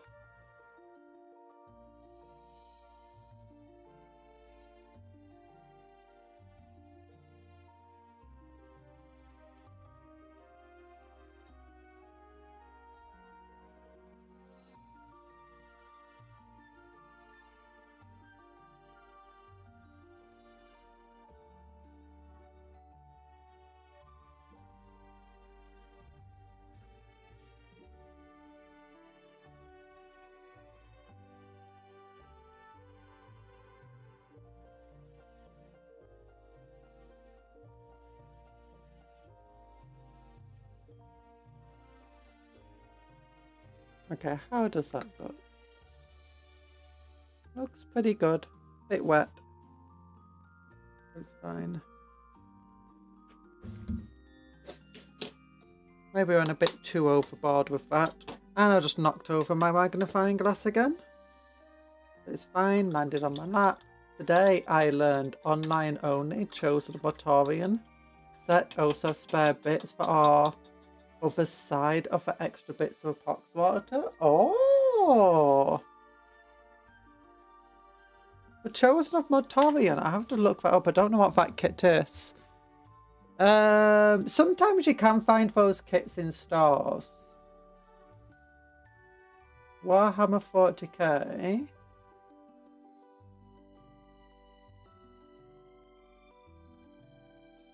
Plague Marines. I know this is online only. Chosen of Mortarian. Is it this one?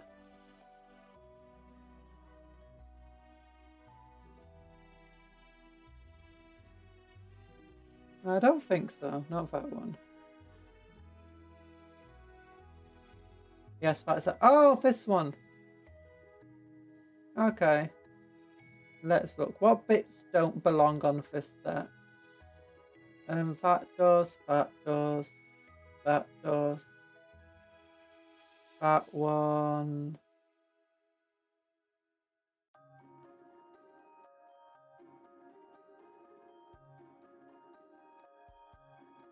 Oh, that bit doesn't. So this bit here, and I think this gun.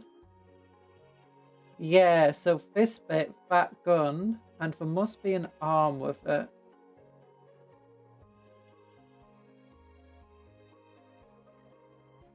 Maybe a helmet.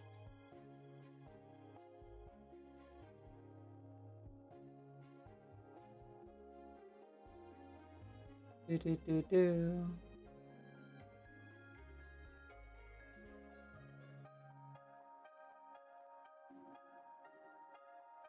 Ooh, yeah, that's cool.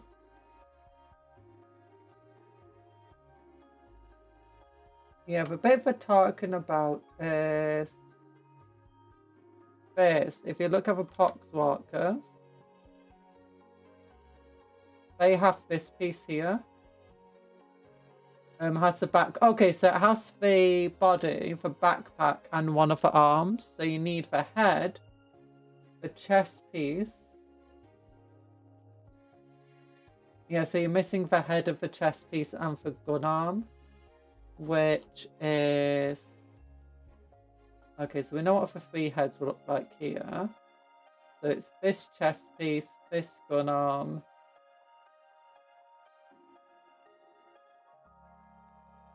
And is it this head? Must be this head. Because that doesn't... Yeah. Yeah, looks like this head here. That's cool.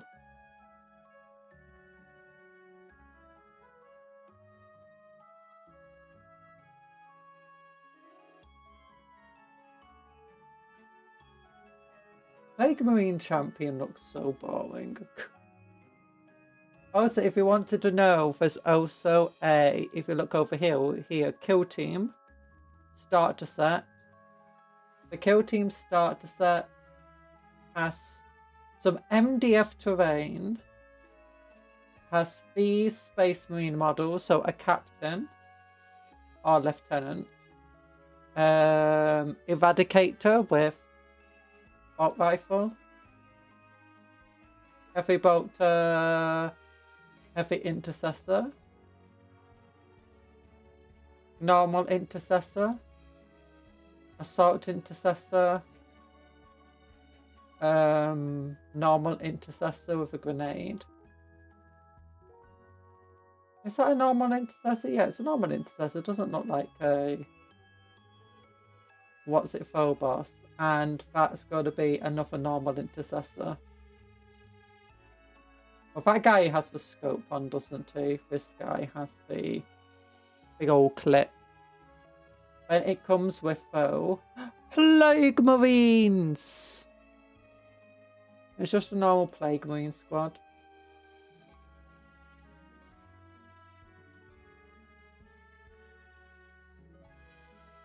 Pretty cool set, though.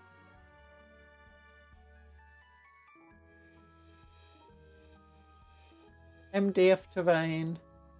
But look, I like the sprues. The sprues are all, you know, blue and green.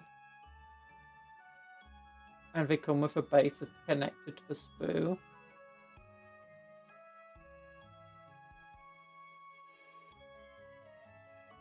The Plague Marine Kill Team set model has a pet Nurgling.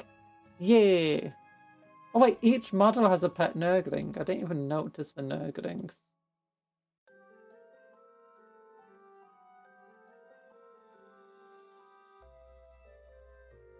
Oh yeah, there's a Nurgling there on him. Oh, another one there! Oh, so cool! And look at this tubby fella. And there's another Nurgling here. He's got two Nurglings. And they've got a Nurgling hanging on a chain here. He's only up for one Nurgling. Although he's a bit of a Nurgling himself. This guy has one Nurgling that's he's eating the plague coming out of that thing. But you don't have a Nurgling on your back, do you? No. Well, you might have one coming out here, that big old slug tentacle thing. They have... Oh, Nurgling up here. He's stuck his head through the hole. The silly Nurgling.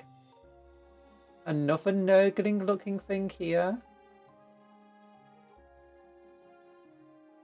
And then some wormy worms. Oh my gosh, these models are so much cooler than the Space Marine ones. Oh, look at this dude. He's got maggot Nurgling. Oh, he's got a plague fly pet. And he's standing on a big old maggot that's spewing out other maggots. And he's got a bunch of flies coming off. Oh, that's so cool. And then you just got normal intercessor with a bunch of bullets on the floor. He's got a purity seal. Another normal intercessor. He's got a bionic arm. I mean, that's cool, I guess. Nothing. Just generic intercessor looking dude. He's got this cool thing, I guess. This guy's got a bionic eye. He's got a cool device on his wrist. He's eating a grenade. Yeah, he's also eating a grenade. That's not that cool, I guess. This guy's got a skull on the floor next to him. I guess. Got broken purity seal, apparently. That actually does look like the purity seal just snapped off.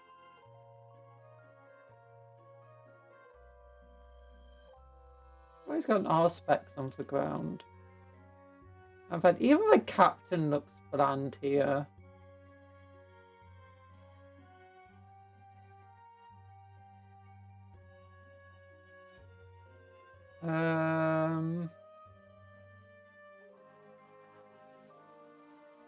Yeah, typical Marine. They could have at least given you Stern Guard or Blade Guard or something like that.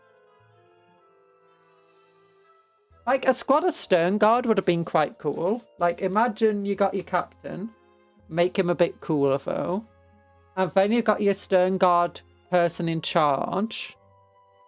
With his power fist or power sword or something. Then you can have a Stern Guard with, like, a combi weapon. Oh, wait, you got 7 of them. Have a squad of 5 Stern Guard. So you got your Sergeant... with your, like, power weapon or power fist or whatever. One with a heavy bolter or pyrocaster, which would be cool. Then you could have one with a combi weapon, like a combi plasma gun, another one with, like, a combi flamethrower, and then one with a heavy bolt rifle. And then you could have, like, an ancient in your squad that's, like, holding a banner. And then you could have the other one being a captain who's a cooler captain than this dude. Nah, there is a reason the Space Marines are so bland, though. Especially in starter sets. Do you know things like this? These types of starter sets? It's because they're for new people. We want new people to pick them up and go, that's not at all intimidating to paint. I can paint that. This dude, intimidating to paint. So what you do is what they want is people to go, okay, I'm going to pick up a Space Marine. And then it's like, oh, this Space Marine wasn't too bad. I'll see how I feel painting one of these dudes. I've got a starter set for Space Marines, so it's where you get started learning to paint. And then once you've painted all these Space Marines, you move on to the harder to paint stuff. The same goes for, like, you know, for current 40k starter set. And they generally do view, like, 40k as where most people will start the game. So, like, if you compare the Marines in here, very simple, very bland, and then compare it to the Termagants, which are nowhere near as bland.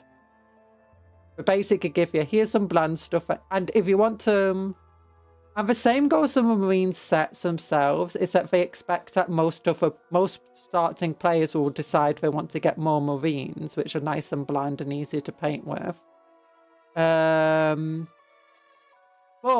that's why they give you so many things like purity seals and, you know, just a little bit of decoration things. But you don't have to stick on your models if you don't want to. And a lot of people won't. Or you get people like me, it's like, I'm going to stick them all on. I'm going to get more. Necrons, Eldar, Marines, all easy to paint. But Eldar, I'd say, are a bit difficult. They are... But Eldar have a bit of a surprising difficulty curve to them. Like, they are deceptively... I say deceptively difficult. Because let's just look at the most simple Eldar, which is the Guardian Squad. The thing that makes them difficult is... Well, the colour scheme they've chosen here, you know, is a very easy colour scheme. It's these things here. The gemstones. And the gemstones of the power swords and stuff. The spirit stones on them all. They're surprisingly difficult to paint, and especially trying to make it look good. And then you just got all the raised details and stuff of them. Which thankfully a lot of the standard colour schemes for Eldar is just, yeah, painted all one colour. Like this scheme. But as soon as you go into any of the more complicated, like Iron's a bit more complicated, suddenly it's a lot harder to paint. Necrons are, they can also be deceptively difficult, but it depends on how difficult you want your painting to be of them. Like, you can get away with tabletop ready of just basically lead belcher and then just contrast paint rust on top of them. And then just like black and that's it. Maybe a bit of a glowy thing. But one of the things about them, like the warriors, you can see all these wires and stuff. And that's actually kind of why I like the Necrons, is they can be very easy to paint if you want to, but if you want to do something more with them, you've got all this extra detail on them. Like, you can see all this wiring, like, inside them. And all the joints and stuff, which can be painted in different colours. Many players won't paint them in different colours. Like, where's some of the other dudes? Yeah, you got wires there. That's cool. Necrons are low floor, high ceiling painting. Yeah. I think the other thing about them, though, is that they're very good medium as well to paint. Like, it's easy to paint them to a way that looks good on the tabletop. But it's also...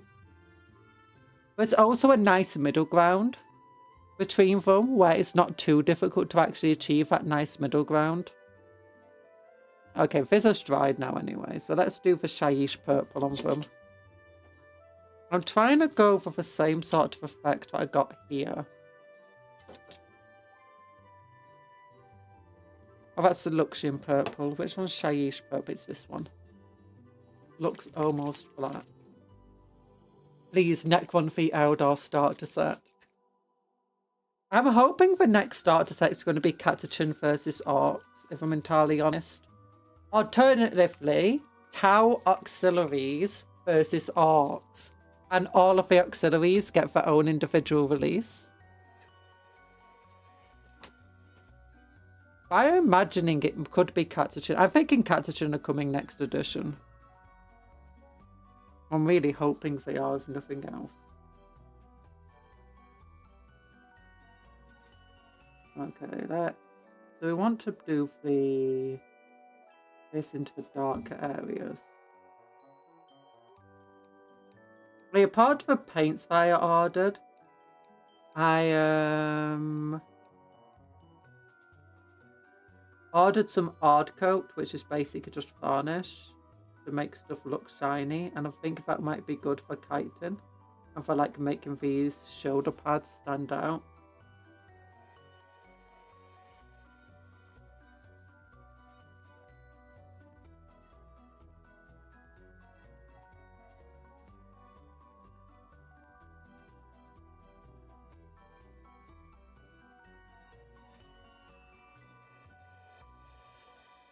Now, with this being more detailed and not flat, it's a lot harder to do what I want to do in it. Known oil will help. Maybe I should have used my higher detail brush.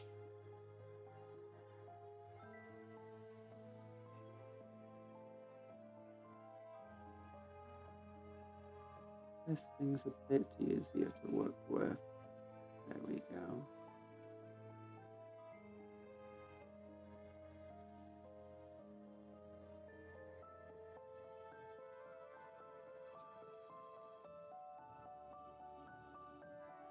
Is it me or did the colour kind of wash out on this stream?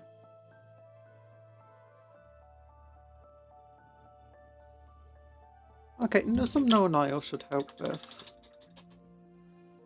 Oops, whacked the camera. Wibbly wobbly. I'm not a cat! Okay, where's my known oil? Here it is.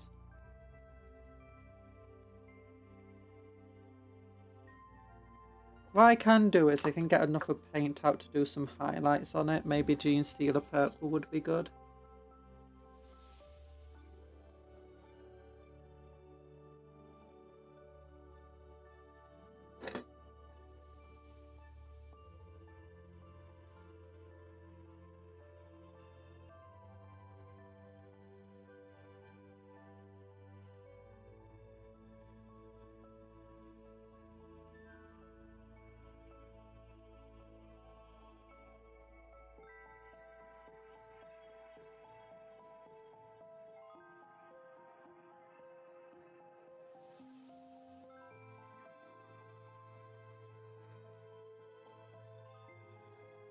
Hi Poseidon, you're late but you're here. Don't worry about it. A Poseidon 9 arrives exactly when they mean to. Precisely when they mean to, sorry, that's the word.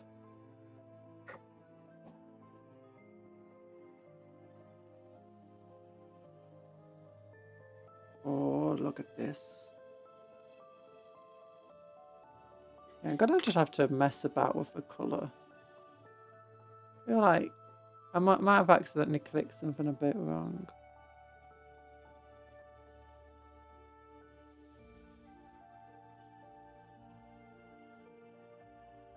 Let's lower the gamma a little bit.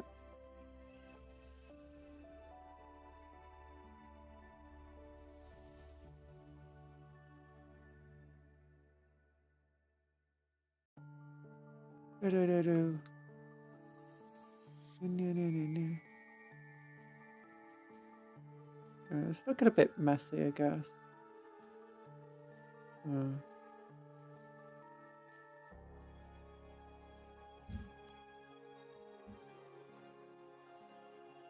Okay, that's just reflections, man, and the eyes. Like, it looks grey in the eyes and the camera, but I can't see that grey in real life. I'm guessing it's just reflection from this light. Gosh, that's dark.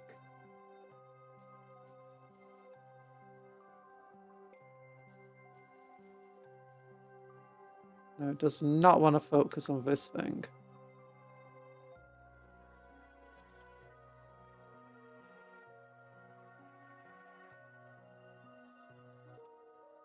Yeah, it's too dark to focus on, probably.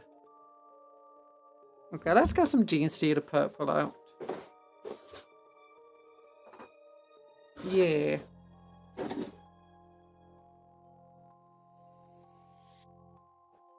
There you go. But how's your day been? Welcome to the stream. Na,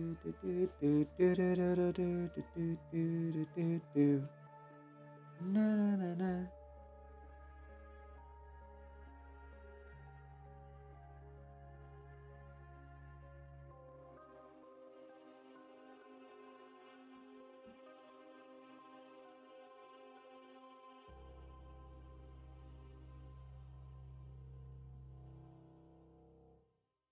No, not like that. I'm just moving my microphone. There you go, just that over the teeth. No, don't go between the. Why does the bush want to keep going between the teeth? That's the one place I don't want this. It's the one place it wants to catch onto.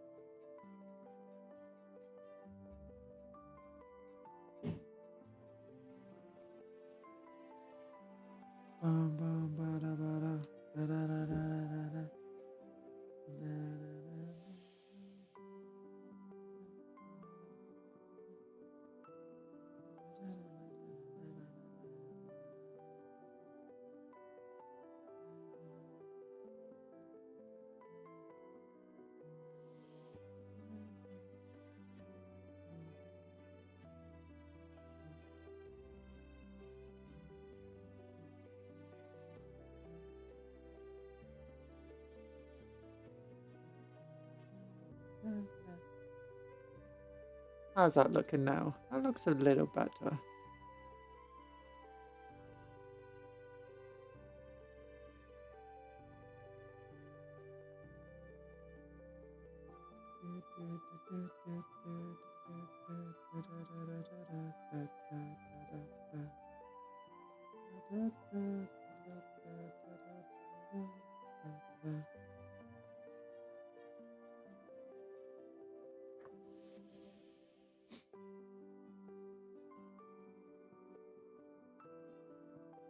That's some cool highlighting, I guess. I'll have to get that known oil again just to correct that issue of it going between the teeth. Nah. Nah, nah, nah, nah, nah, nah, nah, nah, nah. Mwah.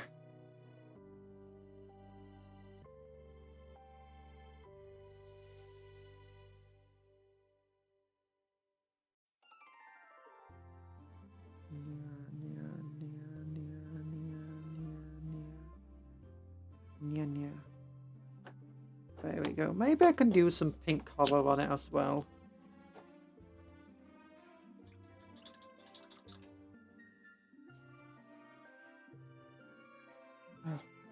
Okay. Sorry if I'm a bit sniffly. I'll just mute for a second. Don't forget to like the stream.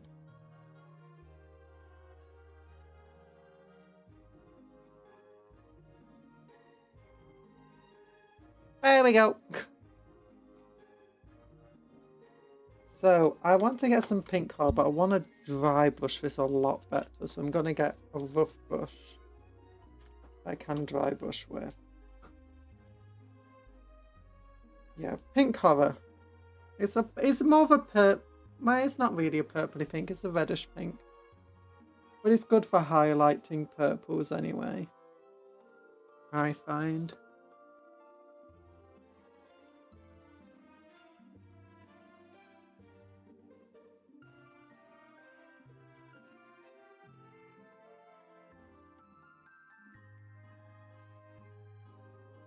Help this stand out a little bit, if nothing else.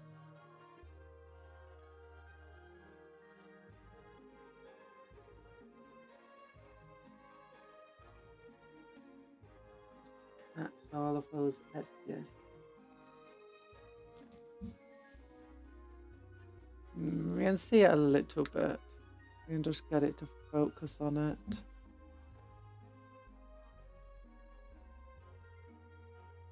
Yeah, that's looking okay-ish. A bit rough.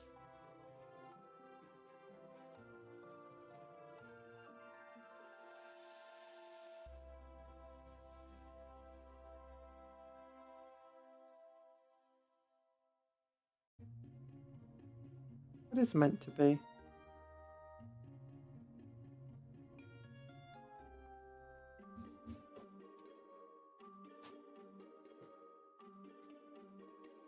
So what I'm thinking now, I want to get my finished brush and paint some yellows. 000 thinness, please. Here we go. So all these yellow bits I'm going to paint on him, other than the wires, are going to be gold in the end. Or brass.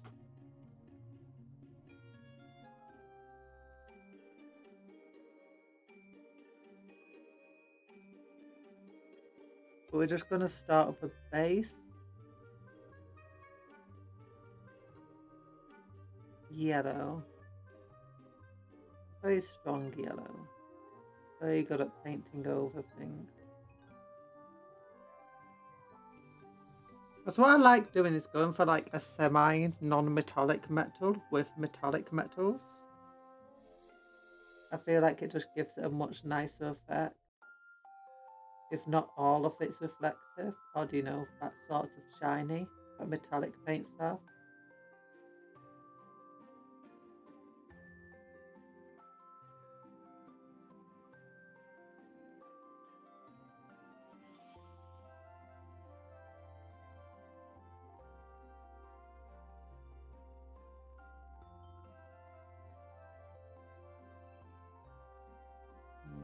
Yeah, definitely won't be over the lines of some of this.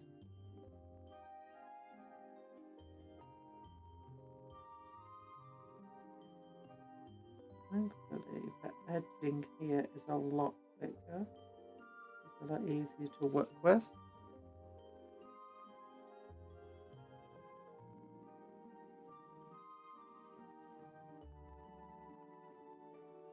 Actually, do I want to go for yellow wires? I think I probably do.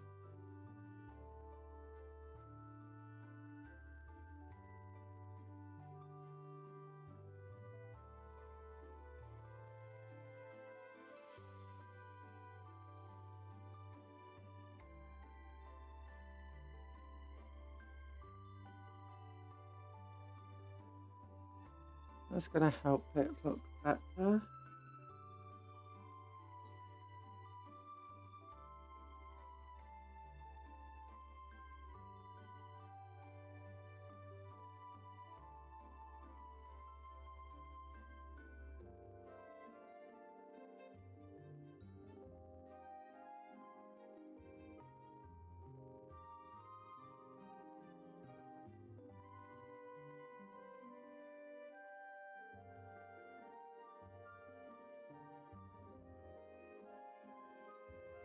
Are you gonna do the skull sockets a different color? They seem a little flat currently in my estimation.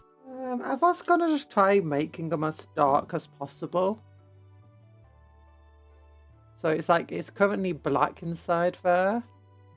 And we could try going for a different colour.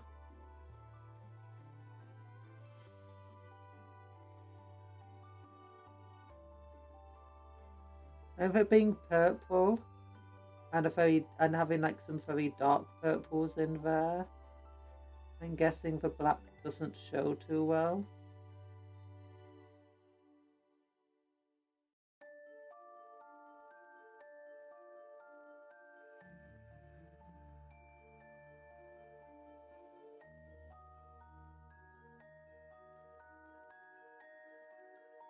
No. I'm gonna have to correct that later. And that. No, making lots of mistakes here. That's fine.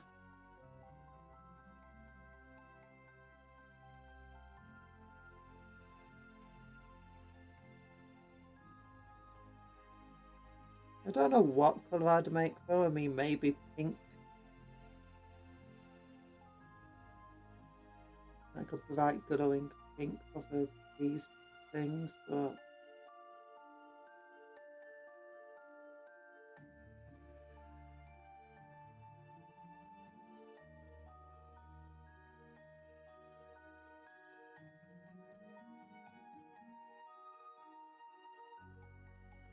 don't know.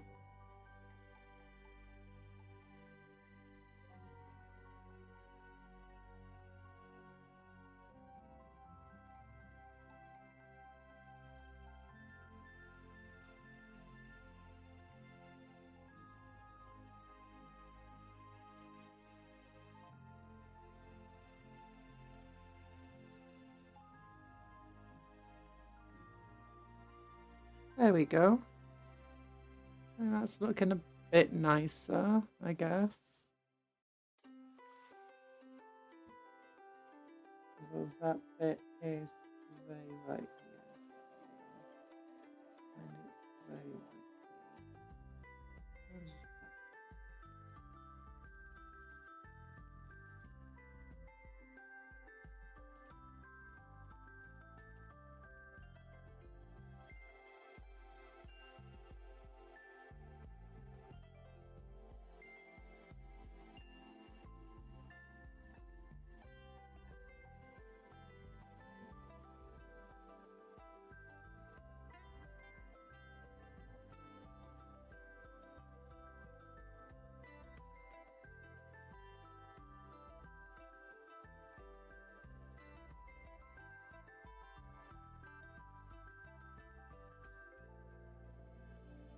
I think a purple skull would have worked if a panel it was on was white. I guess so, yeah. I think if a yellow and then turn into gold might help it stand out a bit. What I could do is I could have those little sockets on the end that are sticking out gold.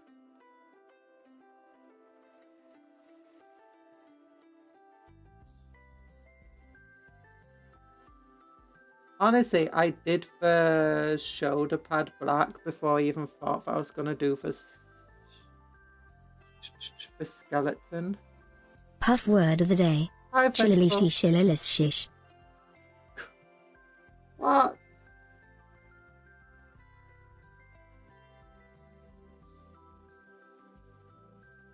How you doing? Hope you're doing well.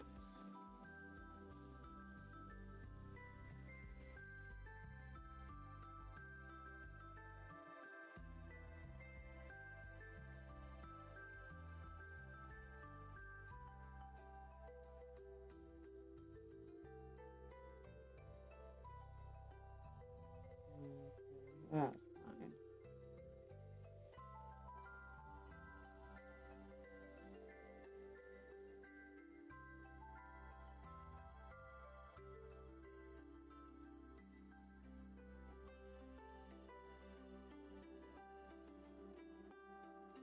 There we go.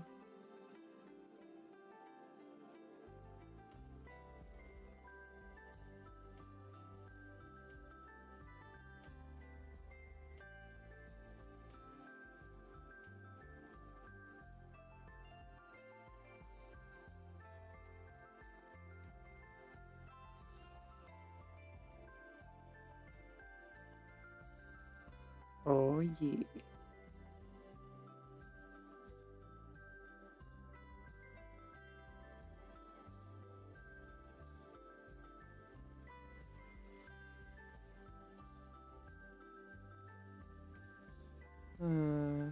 Maybe I'll put some white highlights on it would be good. Would be a little better.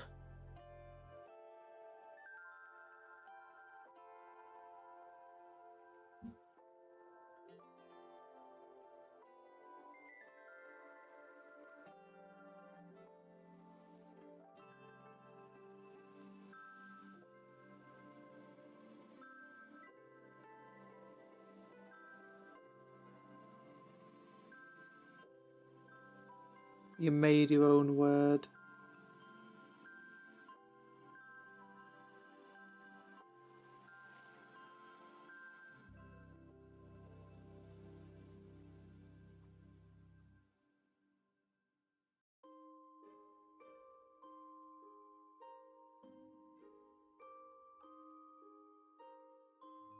There we go. I've not got any of the blue done, so I can't do the blue on. I can't do the gold there.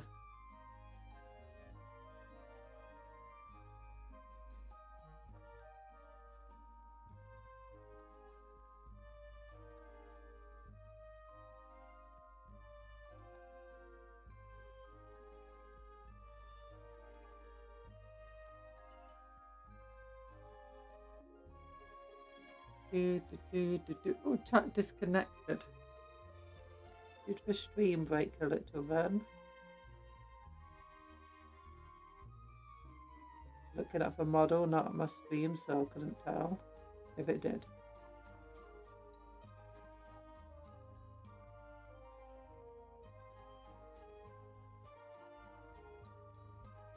There we go.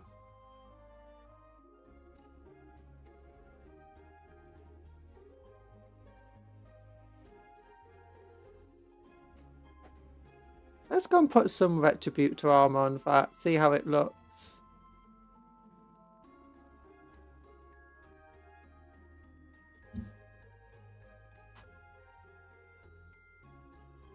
With other stuff around. Actually.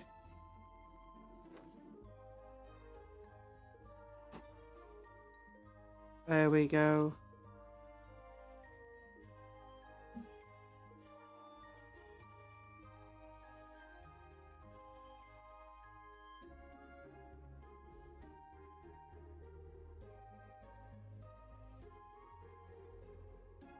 Yes.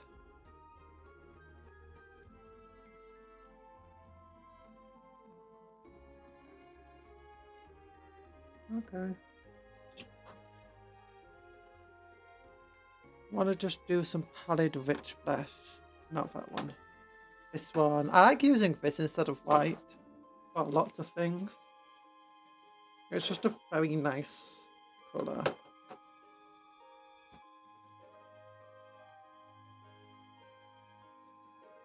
Close to white, but not quite white. Move all those bushes out the way. And then just gently go around the place. All these just raise it. Really give it that gemstone feeling. Hopefully.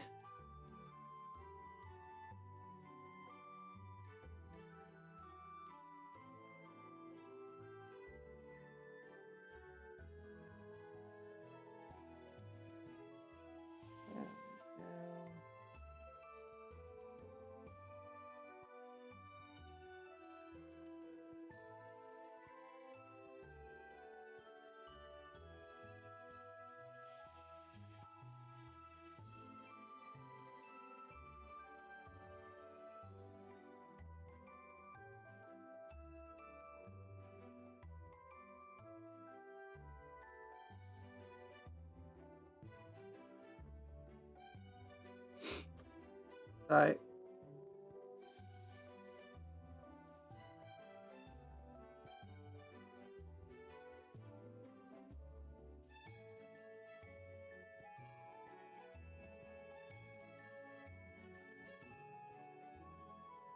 Nibbling a little bit of that intensing too.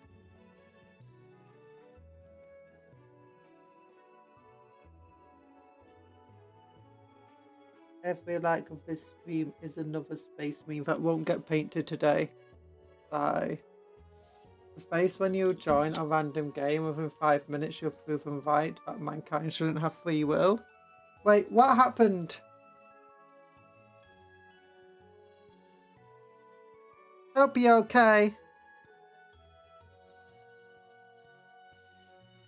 I mean, if we didn't have free will, we wouldn't have video games, to be honest, so...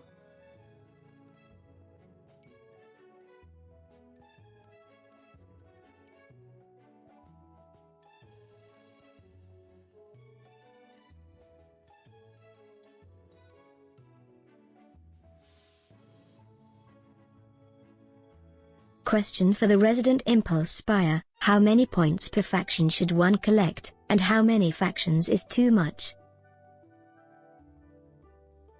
I don't understand that last word, or the last couple of words. Too much?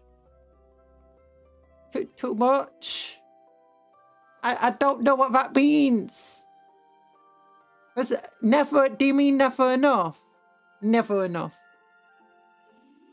Think of a number of points It's not enough. You need to get more. You need more. It's like... So, like, what happens if you have, like, 5 different army lists? And sure, each of the army lists might share 90% of the same models, but each army list needs to be built separately from one another, you know? You know? Hope day ruined. Pat, pat, pat, pat, pat, pat. Hope it's from my rule of thumb. 3 of each unit per faction for each faction you have. Noddest. No, that's not enough. That's not. No. No. No. Well, at the moment, I'm doing like, of each of the factions that I've got, mostly because of combat patrol and impulse buying, it's 1,000 points. With certain factions being more, namely Orcs, Night Lords. The Chaos Space means a bit more in part just because I wanted, like, you know, parts from each of the Chaos Gods. Obviously, you got the Black Templars. You didn't even plan to have Death Guard. You slept too late. Hi, Blair Boys. Note of engine. Okay, that highlighting might have gone a bit overboard there. Definitely. I can always just take a bit of luxury and purple to that. Well, let's just get some Retributor armor on. Full Great Copper. That's not Retributor armor. Retributor armor. Stormhold Silver. Retributor armor. I know I had it somewhere. Copper. Oh, it is. There's the armor. I didn't even plan to have a Death Guard army. What do you mean, not enough? That's the maximum. Well, first, you can have 6 battle line units.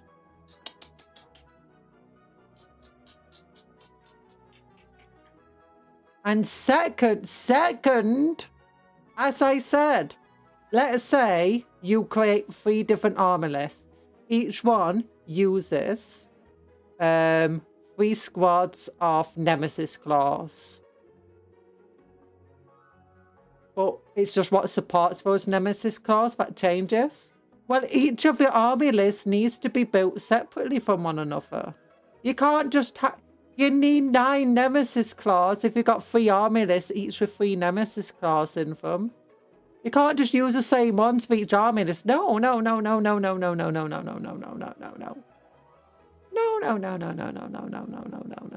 what happens if you've got an entire company? Like, do you know how many Terminators I have? Do you know how many Terminators I can run in a single battle? Well, you still need 3. Yes, you can. No, you're not allowed to. You're not allowed to. No, you need. Look. I've got 127 Terminators.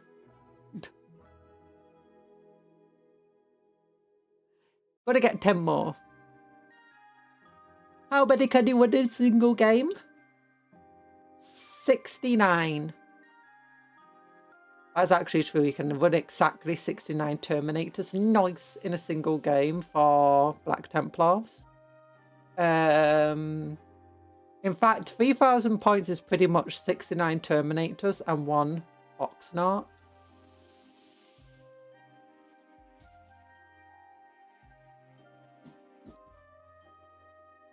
I'm looking a bit nicer now.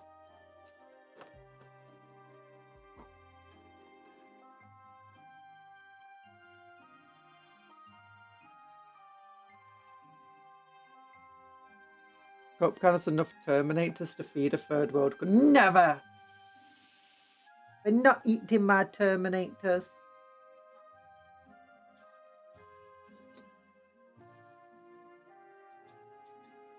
Yeah, that's basically 3 squads of 10 normal Terminators, 3 squads of 10 assault Terminators, 3 captains, 3 ancients, and 3 chaplains. If you have other armies that can have like named characters in Terminator armor, or things like the Dark Angels, which have their own Deathwing Terminators, or Wolfguard, the Space Wolves with their own Terminators, you can do a bit more with them. You can have more, sorry.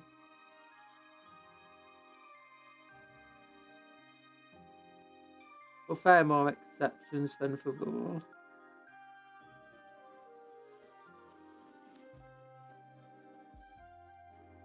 Well, Black Templars don't have any currently named characters in Terminator armor.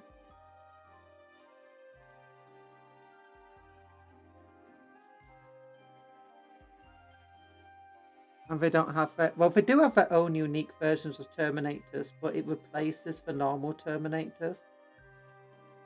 And the main thing is, it's just so that they have a different rule that doesn't rely on oath of moment. We are the Space Wolves. We like to wolf the wolves, while we wolf the wolves of wolfy wolfiness. Yes, third world continent. No!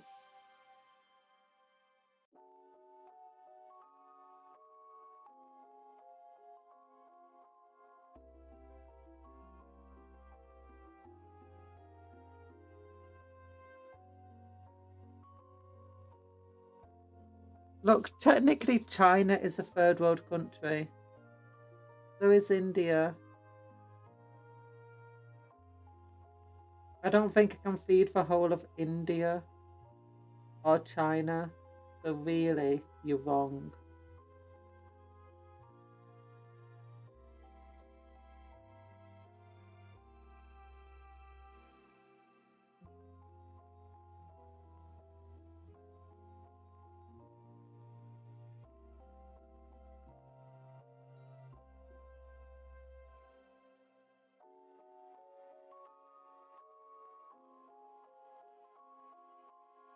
So what's the recipe for the skin? For this guy's skin? Can we focus on him? Dun dun dun, no. Dun dun dun. Dun dun dun dun. Yeah, there we go. For him. His skin was... So we started with Mechanicus Grey as our base coat. Mechanicus Standard. I dry brushed this Faxty White over it. I then went over that with Gulliman Flesh. Although then I was like, I don't like that. So I went a bit over with Cadian Flesh Tone. Then went over with Gulliman Flesh. Added some Carrierberg Crimson to create the scar. And to give him a bit of, colour to his face. To his cheeks. Then I used Kislev Flesh. Actually, no. Really, I used Reichland Flesh Shade. Well, Kislev Flesh to highlight. Then Reichland Flesh Shade to add a bit more darkness. And then Kislev Flesh again to highlight again a bit more. And corrected my mistakes of Cadian Flesh Tone to create this guy's face. Yeah. His teeth, I think, are Rakar Flesh. Or is it a Shabatu? It might be Wravebone. I think it might be a Shabatu, actually. There's no oil in his mouth. And his tongue is Mephiston Red. His eyes are... I think it's Wravebone with just a black. And obviously he's got Retributor gold studs for his surface studs. So that is my recipe for the flesh. There's a lot of colours there. There's like he has like 35 different colours on him. He doesn't look like he's got 35 different colours on him. But he does.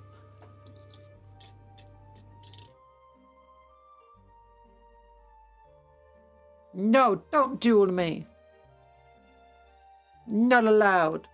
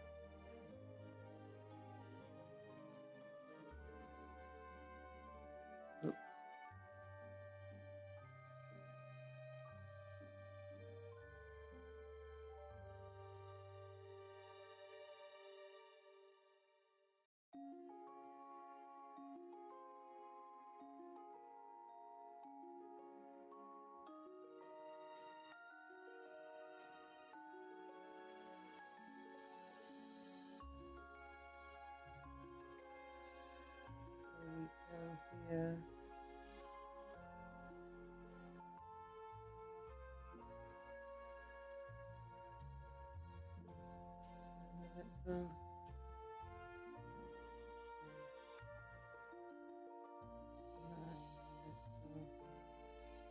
you go. How's this looking right now? Looking a little stronger. Probably want some non-oil there. And get some black as well. I think we can go for Abaddon black to create that deeper black if we really want to.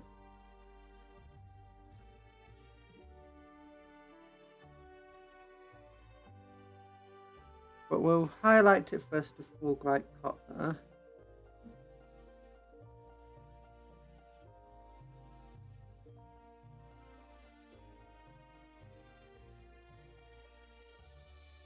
Now this is the reason why I wanted to go over with yellow first. Because that way it's like any areas of mess, it's just yellow instead of gold. But it's gold, but it's yellow and gold, so it just appears gold instead. It looks a bit more yellow, mind you, but it's fine. And just get a bit more gold on it. I hope that gold stands out. As gold.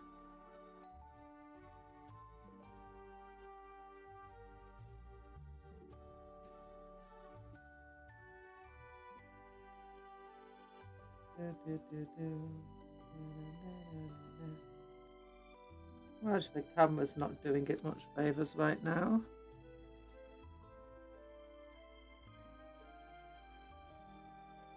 Thinking with the white highlights and the gold, it's looking a little better.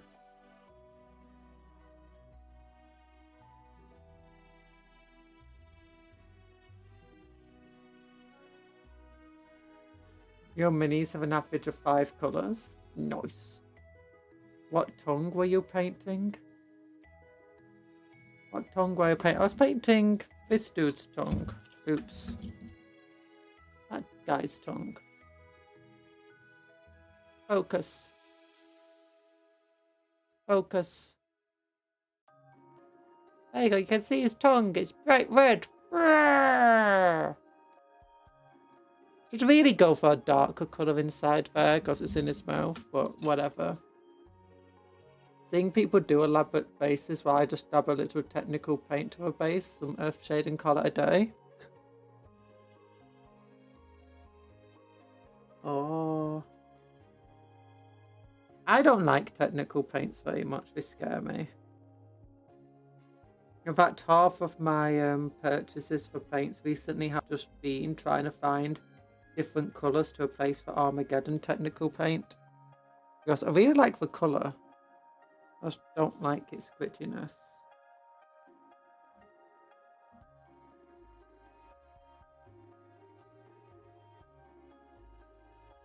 Oh yeah, one of the reasons why you want a yellow undertone for this paint, Retribute to Armour, is that unless you paint it on really thickly, it's kind of a bit transparent. Wait, the model has an actual molded tongue. It does. His mouth's open, screaming. It's got teeth and everything. And little eyes that are really, really hard to paint because they're tinier than the tip of my brush.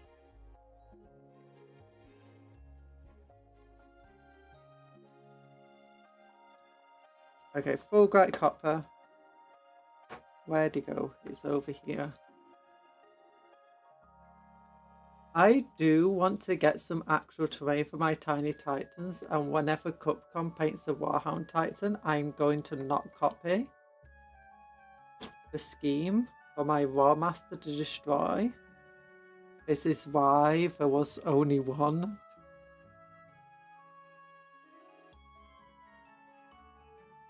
My scheme's just going to be Black Templar scheme with my blue on it. I might add a little bit of brown to represent it's meant to be with the scouting group. Yeah, this is a brighter colour than the Retributor. Those are a thicker paint.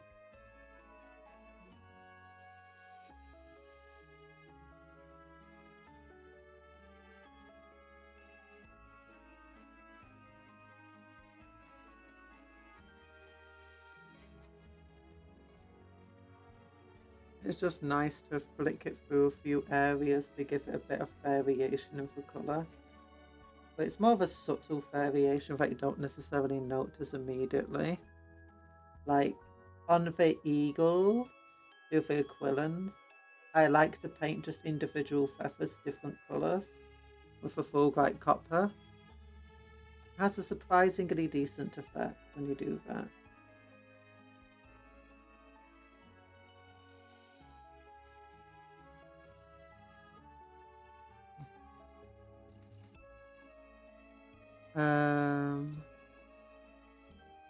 But I go over a bit more in areas that I want to give more of a bronze colour to, rather than rich than golden. And then I go over with some Balthasar gold. I thought really I should go over with Balthasar gold first, rather than Retributor, and then go with the copper and Retributor afterwards. Yeah, the only reason I'm doing just this shoulder pad is basically I'm experimenting with a shoulder pad right now. I'm not sure how I want it to look.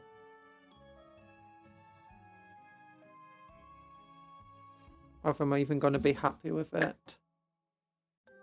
And this is how it looks right now. It's not too shabby, is it? I can get it to focus a bit better on that shoulder pad. Oh, that's nice. Ah, yeah, there you go. Doesn't look too bad, actually. I think some hard coat would go really well on this.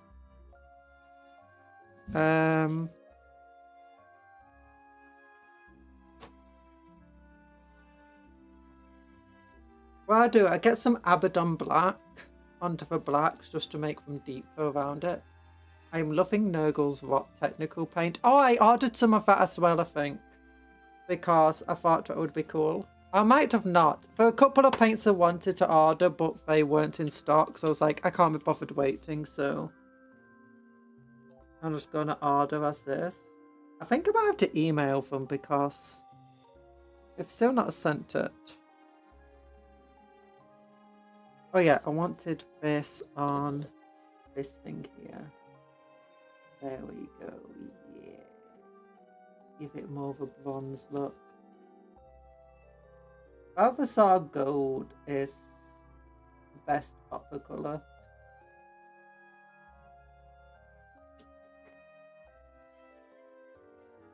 Such an inaccurate name.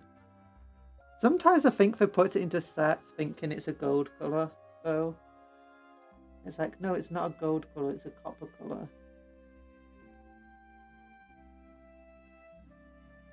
Full white copper is a better... Yeah, full white copper is still a copper colour, but it's like a polished copper, which is close to gold. Now the skull's going to be white anyway. Doesn't matter. There we go.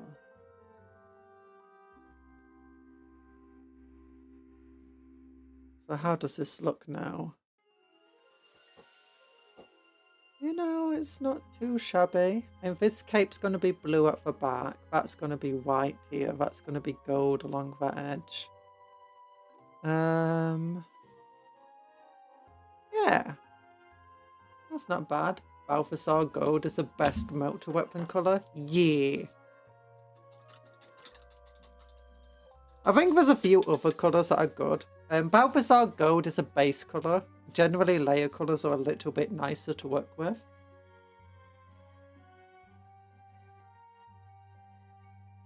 What I'm thinking is I'm painting, like, you know, that metallic skull from the... Not in metallic. The skull there, literally just bone colour. Because while it's not actually a skull... I feel like you'd enjoy the technical paint blood for the blood god since it's really good for shiny red and, well, obviously, blood. Yeah, I did order some of that as well, because I was looking at it, it's like, ooh, that seems good. Because I was looking up, like, what each technical paint looks like, because some of the technical paints are really, really good. Like, the non-basing ones, like Tesseract Glow and stuff. And the I don't really get the Soulstone one. I've not managed to get it to look like how it's meant to look. Yeah. Okay, definitely need a magnifying glass of this to not mess it up. Trying to paint black with a magnifying glass is very, very difficult though. Because I can't tell where my brush is. Because my tip of my brush is black.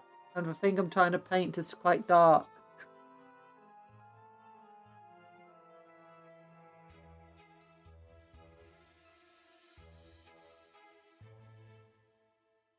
Then do the nose.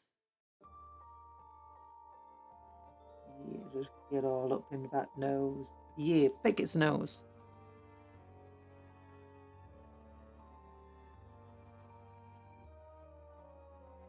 I just walked my corner red into contrast paint options. Yeah, there's actually a paint called contrast medium. That is the best for doing that type of stuff. Basic is the same stuff that they put into contrast paint to make it do liquidy. And you can just mix it with any other paint to give it the same sort of, feel.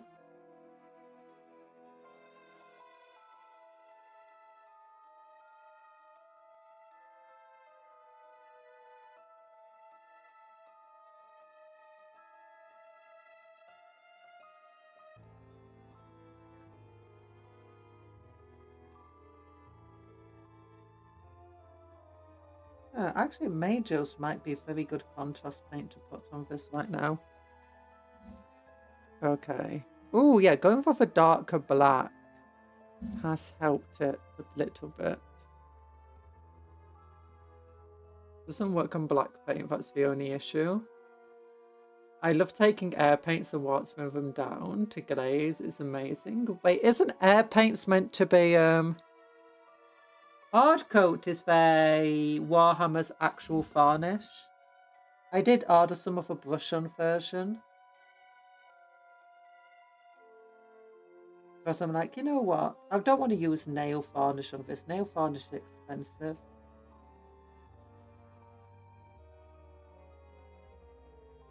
And very, very thick. There we go. Let's see.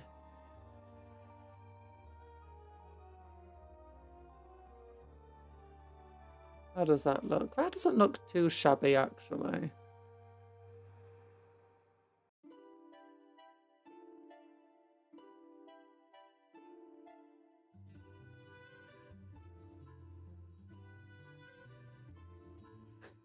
Now, some Agvex Earthshade and Known Oil would be good on the gold.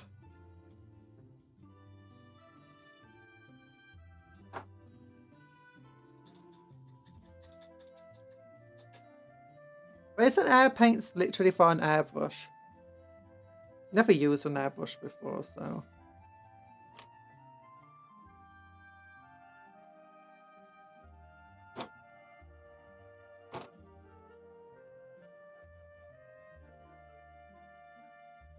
Air paints are just paints you don't need to thin.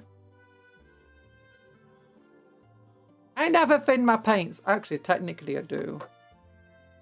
Using a wet brush helps a lot.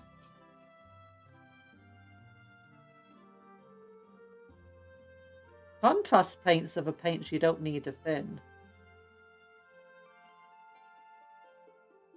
You can benefit from thinning them, but you don't need to. Oh yeah, Agvex of Shade and Gold. Perfect.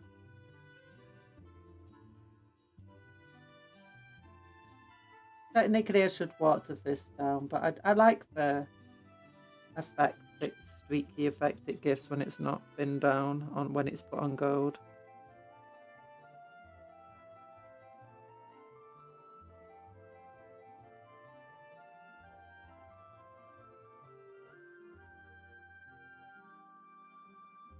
Oh yeah.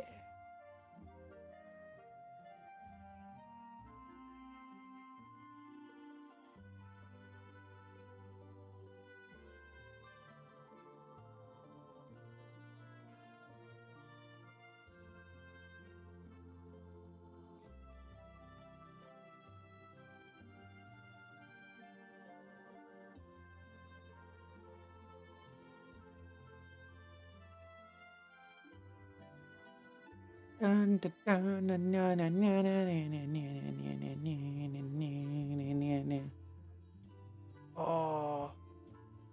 I gotta get some Magos purple.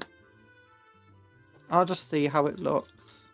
It might ruin everything, it might not.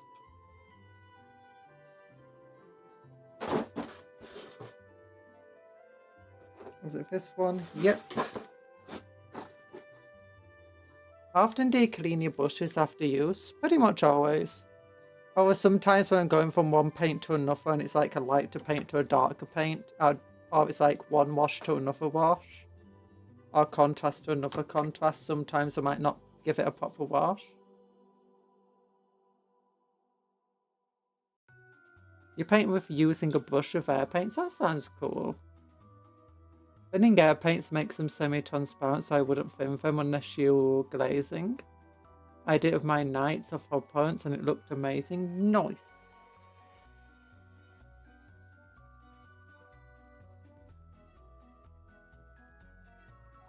Also, there's no teal in the Knights of Abhorrence color scheme. Do not believe the lies. There's no teal. There's no teal. I don't get it. I'm sorry. I don't know how the Knight of Abhorrence is meant to be painted. I didn't think it had a specific paint style. Or scheme, rather.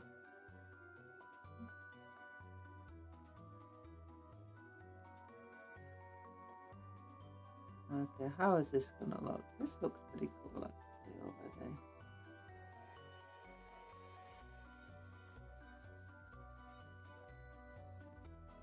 There we go. Let's just try getting it off the upper layers. There we go. Oh. Is that gonna give it, is that gonna dry nice and glossy? I hope it does. Like it often does. Why put it on this thing? With a bit more oomph.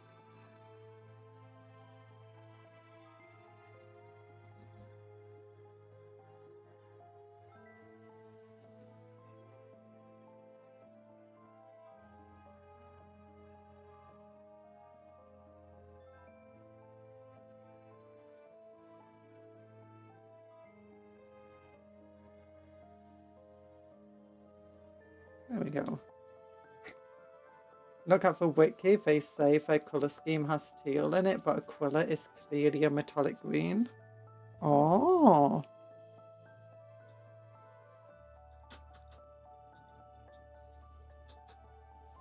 Most people paint it colourblind green if they can't do metallic green. Oh, if you wanted an easy way to do a metallic green, is just go over with something like Stormhost Silver or Lead Belcher, depending on how dark you want it to be. And then just find a green contrast and go over with it. Especially a watered down one, and you'll get the metallic shine with the colour of whatever you put over the top. And then what you can do is just dry brush very gently over it with your Stormhost Silver.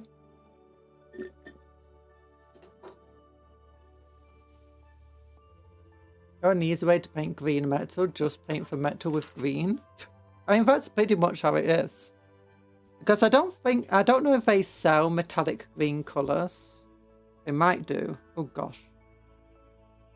Well, it looks shiny now. I like that. How does this look though? Oh, the skull. Yeah, I think making the black around the skull darker and the eyes darker really helped.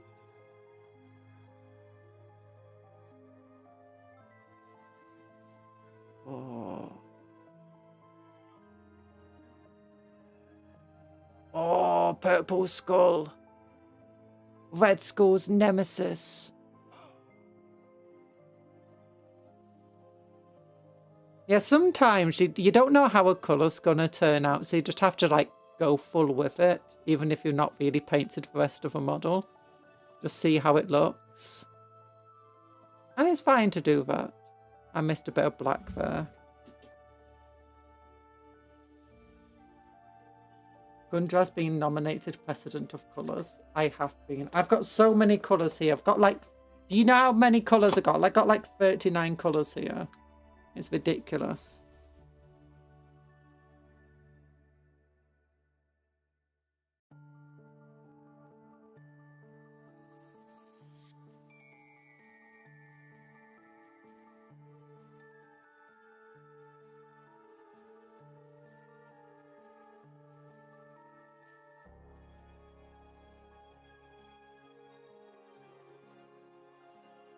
But yeah, a lot of people don't realise that thinner contrasts won't actually get rid of the metallic colour underneath. If you paint something metal and then go with a metallic colour, a lot of people don't realise that. Not that you paint something a metallic colour and then paint contrast. People don't realise that a metal will still show through. And you've got like certain metal colours, you know, they're very thin. So if you paint them very, very thinly, especially a little watered down, you can go over another colour and the colour of what you're going over will still shine through. But now it just looks sheeny and shiny like metal.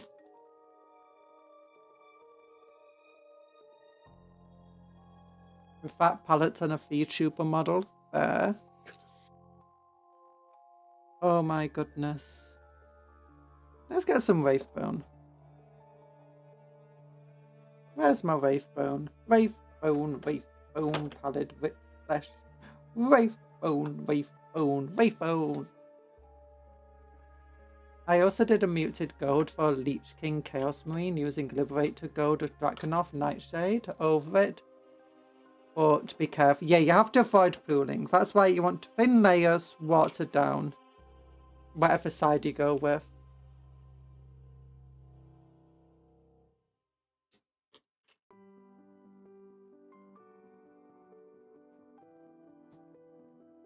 One of the things you can do to slightly correct pooling is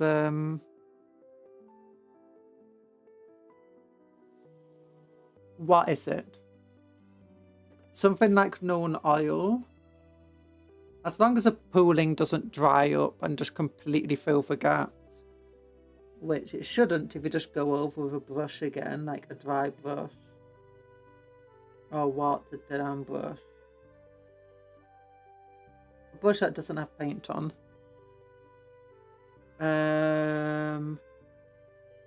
It will just like darken the pool for areas where it does pool. Which will naturally get rid of a lot of the stuff. Yeah, this is where I wish I'd went over with Wraithbone before doing the dry brush. Ah, gosh darn it. Most of my recipes are from others, but my muted gold is my own recipe. Oh, most of what I do is I just do myself. I like painting and experimenting. I have watched a few YouTubers and stuff do painting and like read a couple of Warhammer articles.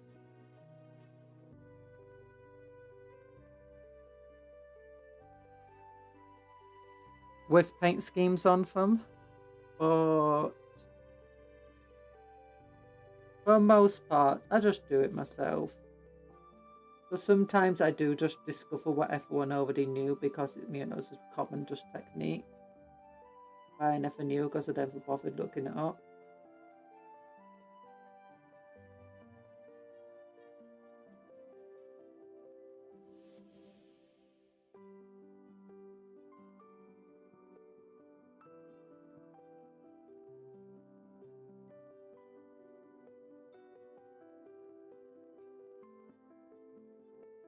With Wraithbone, you generally want to paint multiple layers before it will start, you know, looking smooth.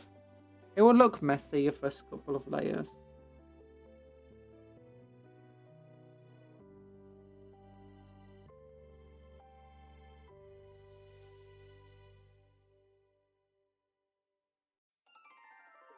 So that's fine.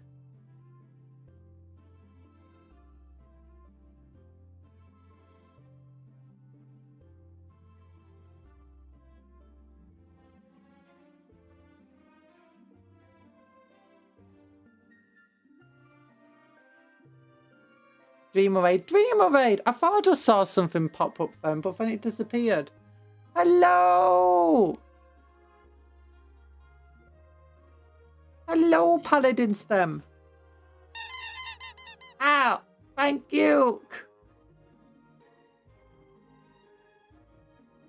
Welcome, dreamers!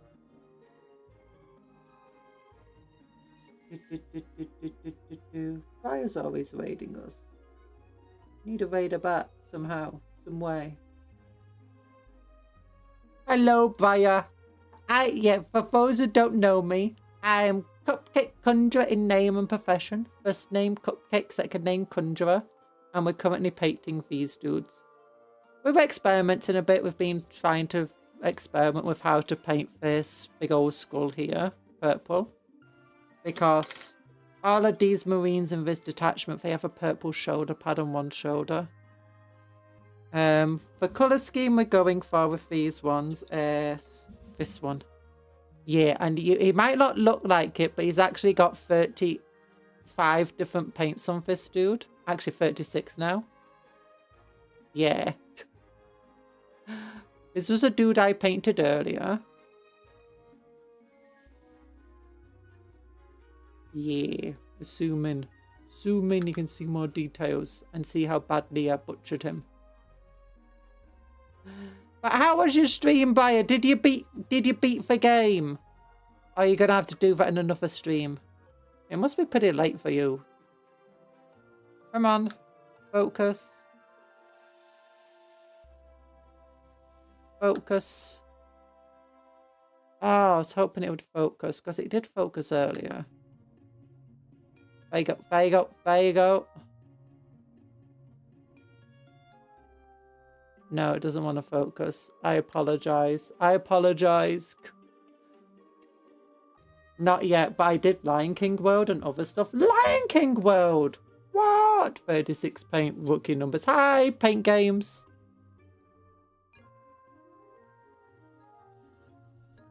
My desk can't support many more paints, if I'm entirely honest with you. No, it won't focus. It won't focus. There it is, it focused as soon as I was about to give up. Yeah, he's got little metallic surface studs in his head. And you can see he's got a tongue. And he's got a big old scar on his eye. And he's got teeth. And you can see the little red eyes are painted in the helmet.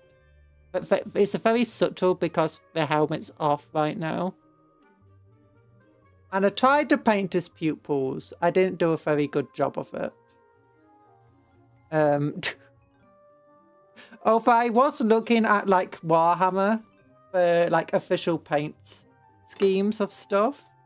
And they didn't do a very good job. They don't always paint for eyes themselves, or pupils. They're like, no. But you did Lion King World. Wait. Is this an old enough game? Is this a new enough game that it's got Lion King World, but it's all for live action lions instead of the cartoon ones? Yeah, normally helmets have bright red eyes on them. But I wanted to go for more subtle since it's off.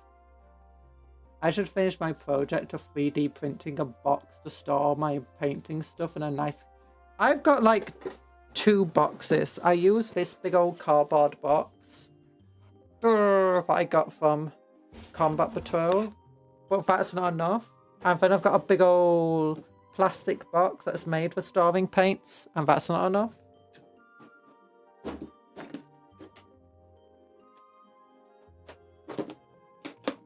To be fair, that also stores a lot of my like glues and other stuff. I've also got a magnifying glass, but the magnifying glass is very reflective, so it's not gonna... I don't want it on the camera. But yeah, we're painting this skull currently.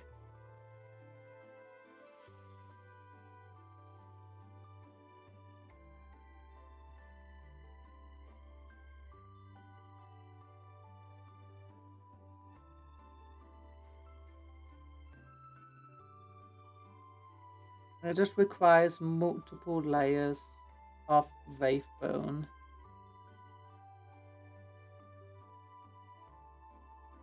To look good.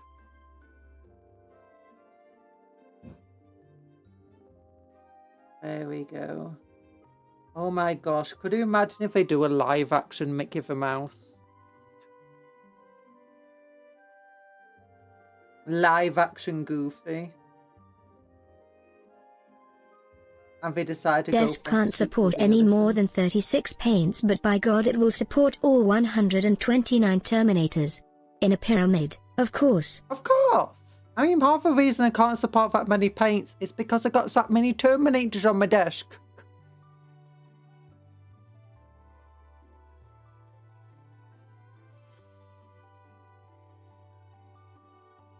Oh, the premium box on Combat Patrol is exactly just the correct size of these paint tubs.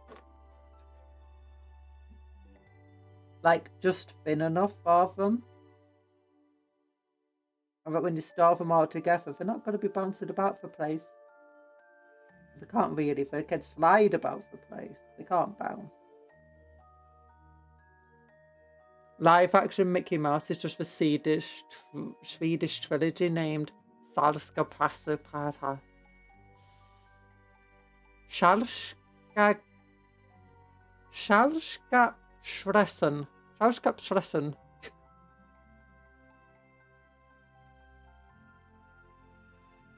My current storage solution is an old toolbox of 2 fold-out trays. My paint box is kind of like a toolbox. Do you like declare that. yourself the Terminator-obsessed YouTube? Like Paul is bad at things in the Centurion-obsessed YouTuber. No, I don't even like Terminators that much. I just decided I wanted 100. I'm like ODC. Or whatever. I'm something. Do you know where you just like get an idea in your head and then you have to make it a reality? It's like, I want a full company of Terminators. Or full detachment of Terminators. And then I had to do it. I also love Centurions. I want to get a bunch of Centurions. I kind of am hoping though that they get a re-release. If I had to choose one unit though that I absolutely adore, Suppressors, Desolators, and any Graphis Marine. Not a big fan of the Interceptors, to be honest, because of the silly helmets that look like they want to be welding stuff. But I like the Aggressors. The Aggressors are beautiful. All of the Graphis models I absolutely adore. Desolators I adore. Suppressors I adore. It's hard to choose one of them. Salskapsresan is a Swedish classic made by Lasse Åberg, a legendary Swedish comedian and media icon. Did Cuptle say that correctly? She's hate buying Terminators so that G-dubs can't sell them anymore. She's trying to wear out the mold.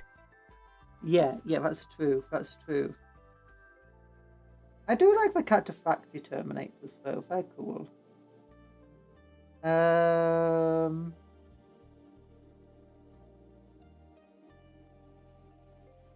If I had to prove one unit was super good though, much better than what people give it credit for, Screamer Killer. Like, a lot of people just say the Screamer Killer is completely non-fireable, and I'm like, it's not non-fireable by any means. It's a very good model. It can do a lot of good stuff. Sure, it might not be the best at anything, but that doesn't necessarily mean it's a bad unit or it's not fireable.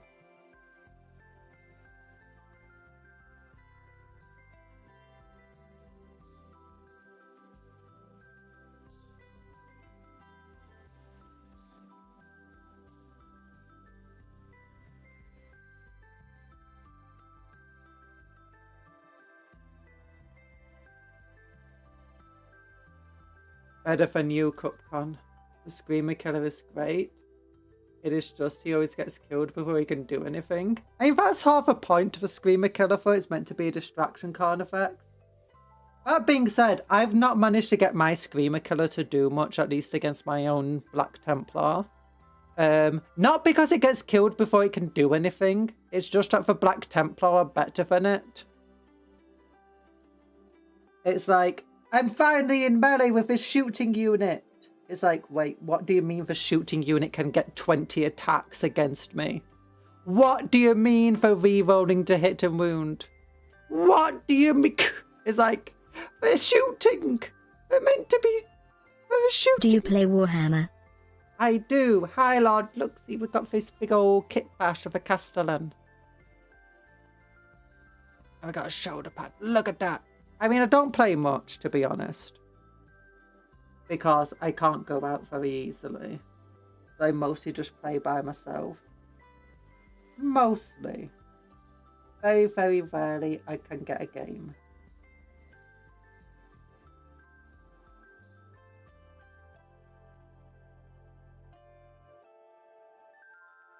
All this badass stuff will be leading the charge of Centurion commanders, captains, chaplains, lieutenants.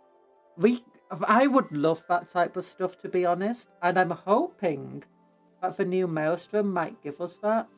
You know, for custom characters and stuff like that. It'd be super How do you cool. play 40k by yourself? Pardon? You set up 2 armies on either side, and you play both armies.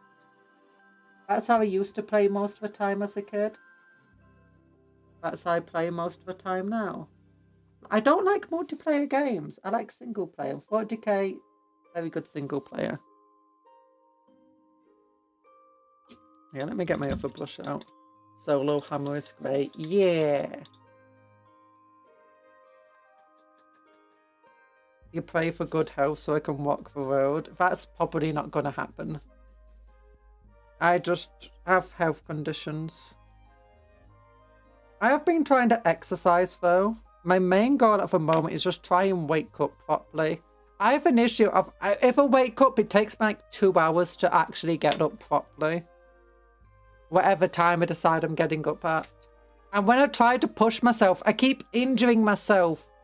Like sometimes my legs just stop working if I try getting out of bed too quick, like too early. It's like, I've been in bed for half an hour. I'm going to get up. My legs don't work. It's like, okay, I'm walking. My leg just gave up. My foot just fell over. Like, no! I'm working on trying to do that. I think, in fact, just might be more of a mental block than anything else.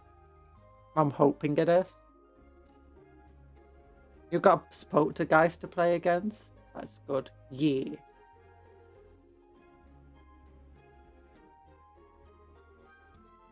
Poor Conjuror. Don't worry about it. I didn't mean to go into one of those. What's it called? Feel sorry for me rants. It's just how I live at the moment. It's just me. It's just life. Nothing to feel bad for. I'm an anxious, silly goober anyway, who doesn't gets along well with people, so it's fine.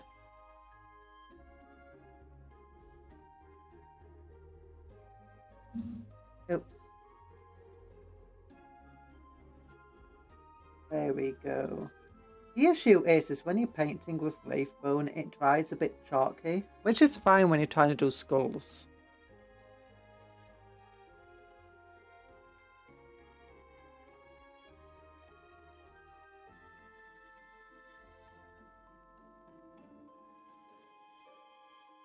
But when trying to do, like, trying to get a smooth white down, it's very difficult.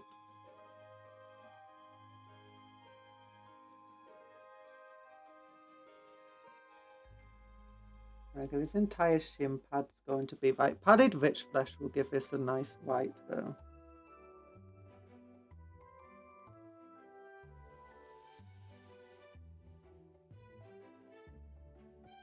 Poltergeist.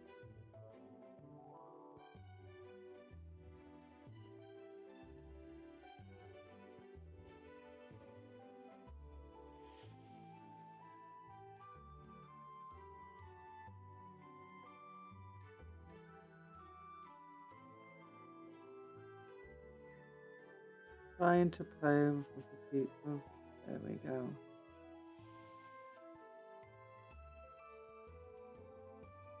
There we go. Oh, look at that. It's beautiful. Don't you love being beautiful people?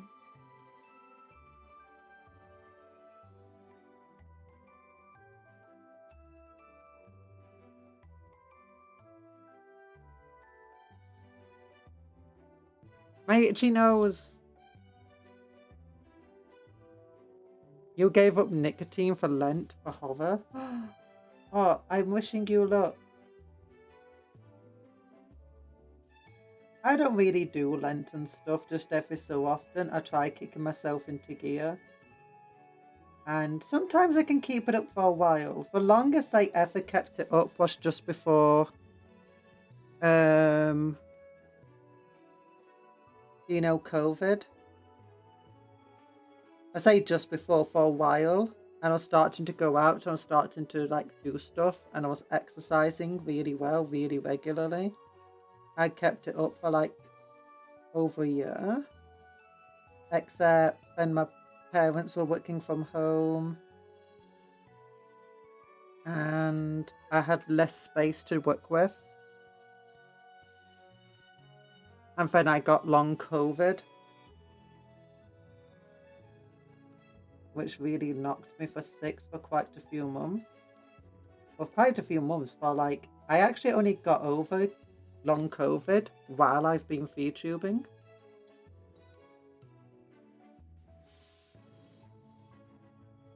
I don't know if get over is the correct word, but most of the symptoms have vanished while I've been VTubing.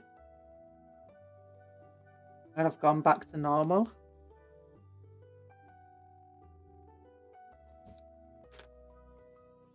The model just broke.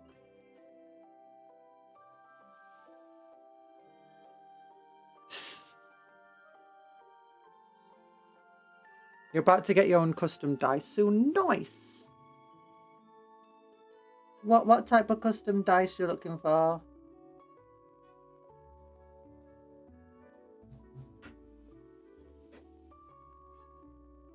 Whoa, long COVID. Yeah! I'm also now like the high risk thing. But not just COVID, but a bunch of stuff. Every so often the NHS is like, hey, you're a health risk. Here's a bunch of stuff you can do. But hey, there's all these vaccines, do you know, that are for people who are over 60. You're also able to get them. Because, you know, you're just as at risk as a really old person. I'm like, no!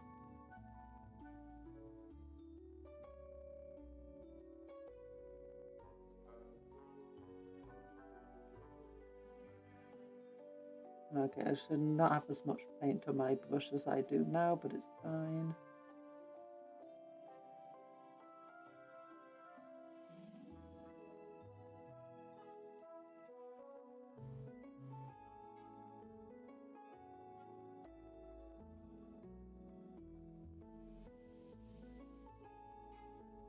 Oh, there we go.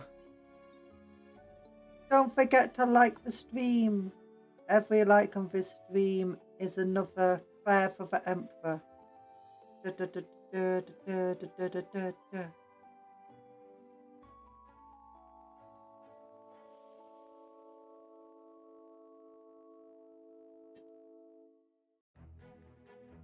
How's that looking? You can't even tell, it's too bright.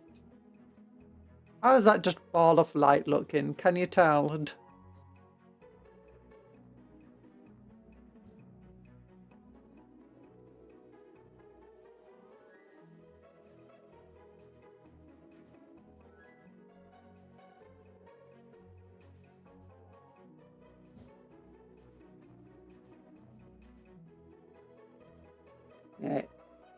Yeah, this isn't actually white that I use to make the whites on my models.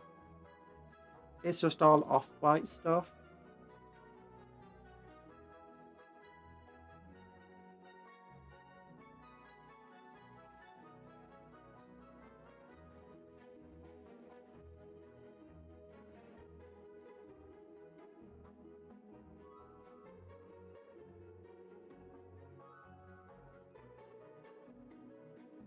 Thankfully reminded, I forgot to like the stream at first. Nice! That's why we remind you. Also, it really helps me out when people like the stream. It makes me feel good about myself. Because analytics are like that. You know you shouldn't pay attention to analytics, but they grab you.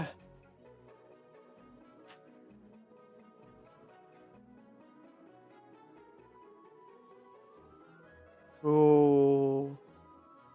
Okay, we're using Apothecary White. It's a contrast paint. And it's like, how the heck does white work as a contrast paint? It's meant to be done over white to give you like shadows and stuff. So to help you with your shading.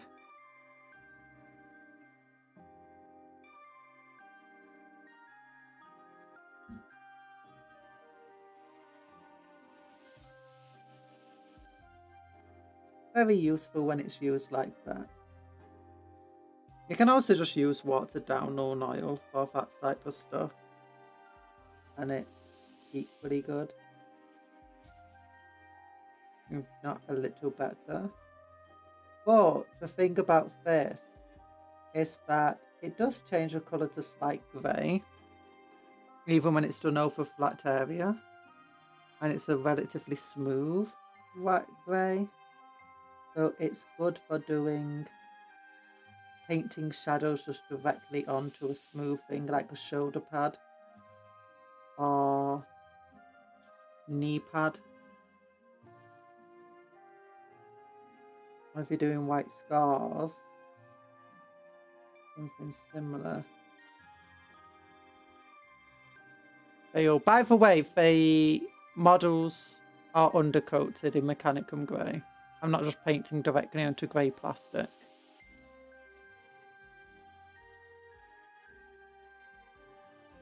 Oh, now you can actually see the skull a little better. That's nice. But let's actually run some known oil over it.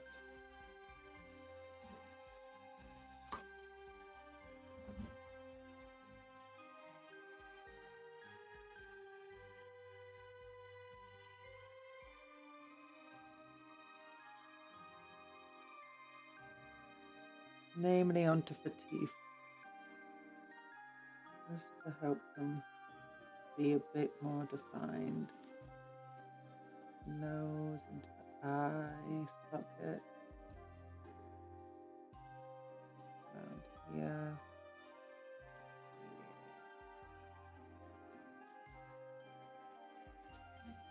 In things like the skull, you want a bit more defined. You don't mind the darkness as much that known oil provides. There we go. And just correct some issues with the Abaddon Black.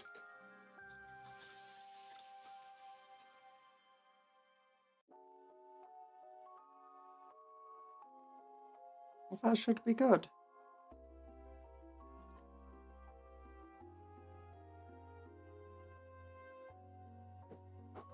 Little paint pots. They are little paint pots.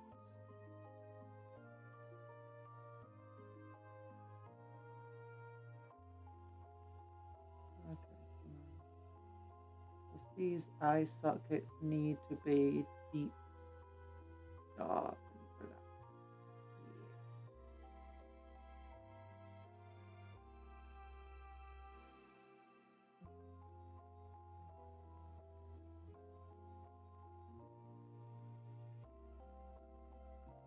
black. Okay, maybe I went a bit too overboard there with that one.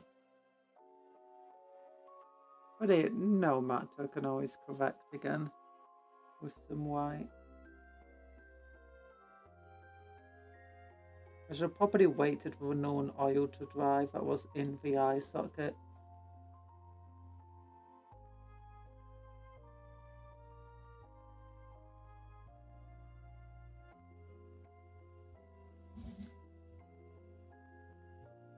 But it's fine.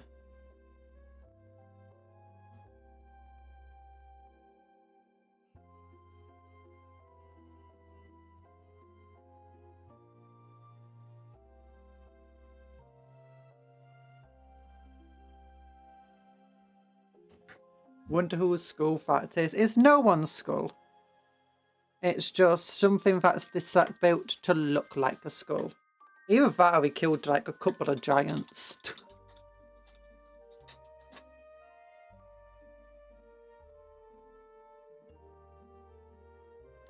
Really? Yeah.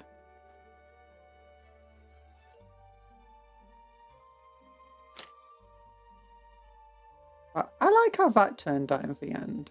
I think that was pretty good. Not amazing, mind you. It looks a bit messy.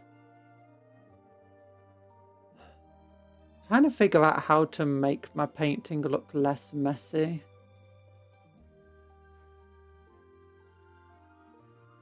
I'm not sure yet.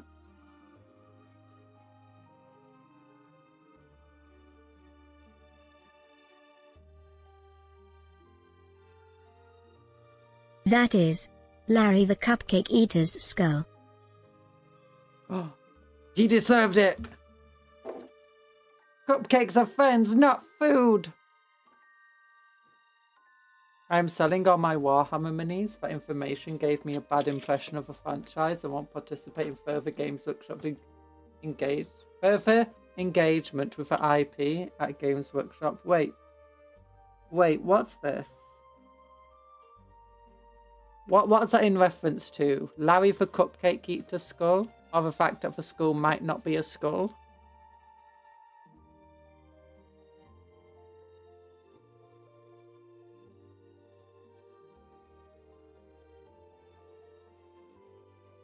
Well, if you're giving away your minis, I'm gonna steal them from you. And it's not stealing because you said you're giving them away. Thanks for the free minis, Talan.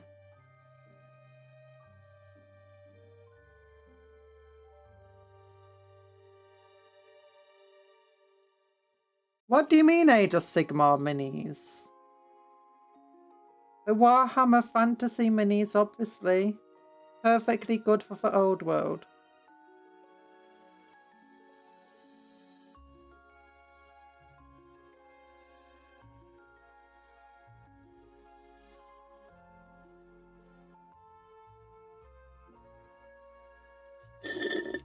I'm out of cola. Water! Got it. Okay, we did not get much done today. So far, all I've done today is a black on this dude. And fixed his axe. We did do a lot of experimentation though. And you know, that can't be bad. We did this shiny shoulder pad here. We made it shiny anyway. Oh, it's very nice. Lovely jubbly. Ooh, before we go anywhere, speaking of Age of Sigmar, I want to get the Trio Tree Lord set, but I still have to eat. No, you don't.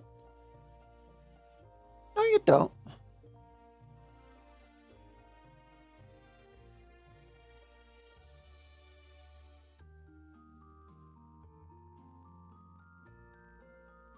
Pippa became Penny Puff Bard. Yeah, Penny Puff. I've not really watched much of her since then.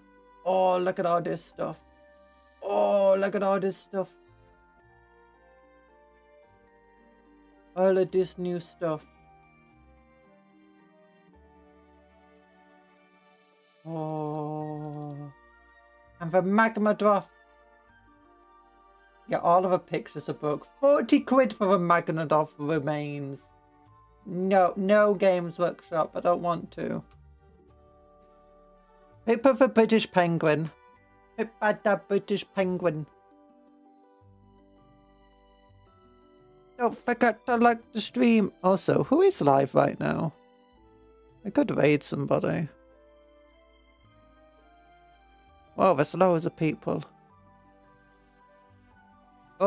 Oh, they're doing, oh, it's because there's a big old collab. Okay, yeah, don't wait into collabs.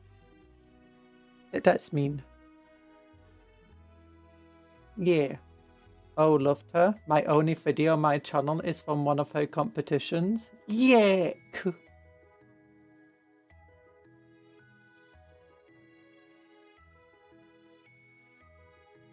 There we go. How does the school look now? Yeah, we need to fix the eye. I kind of ruined the eye. Yeah. My messy Before you painting. all go, don't forget that cupcakes are yummy, friends. They're not yummy friends. They're just friends. Not food. Not food. Don't eat them. Cupcakes aren't tasty. Take a big. Here's a big old love heart to you. There's a big old love heart to you all. Well, thanks for coming to the stream. I hope you have a good rest of your day. Remember to work hard but play harder. Take care of yourself and be kind to others and vice versa. And remember, eat good food, sleep well, dream of cupcakes, but don't eat the cupcakes because I found some food. Goodbye, everyone. Love you all. Whee! Ah! And we're streaming at this time tomorrow. Well, we'll be finishing at this time in 21 hours.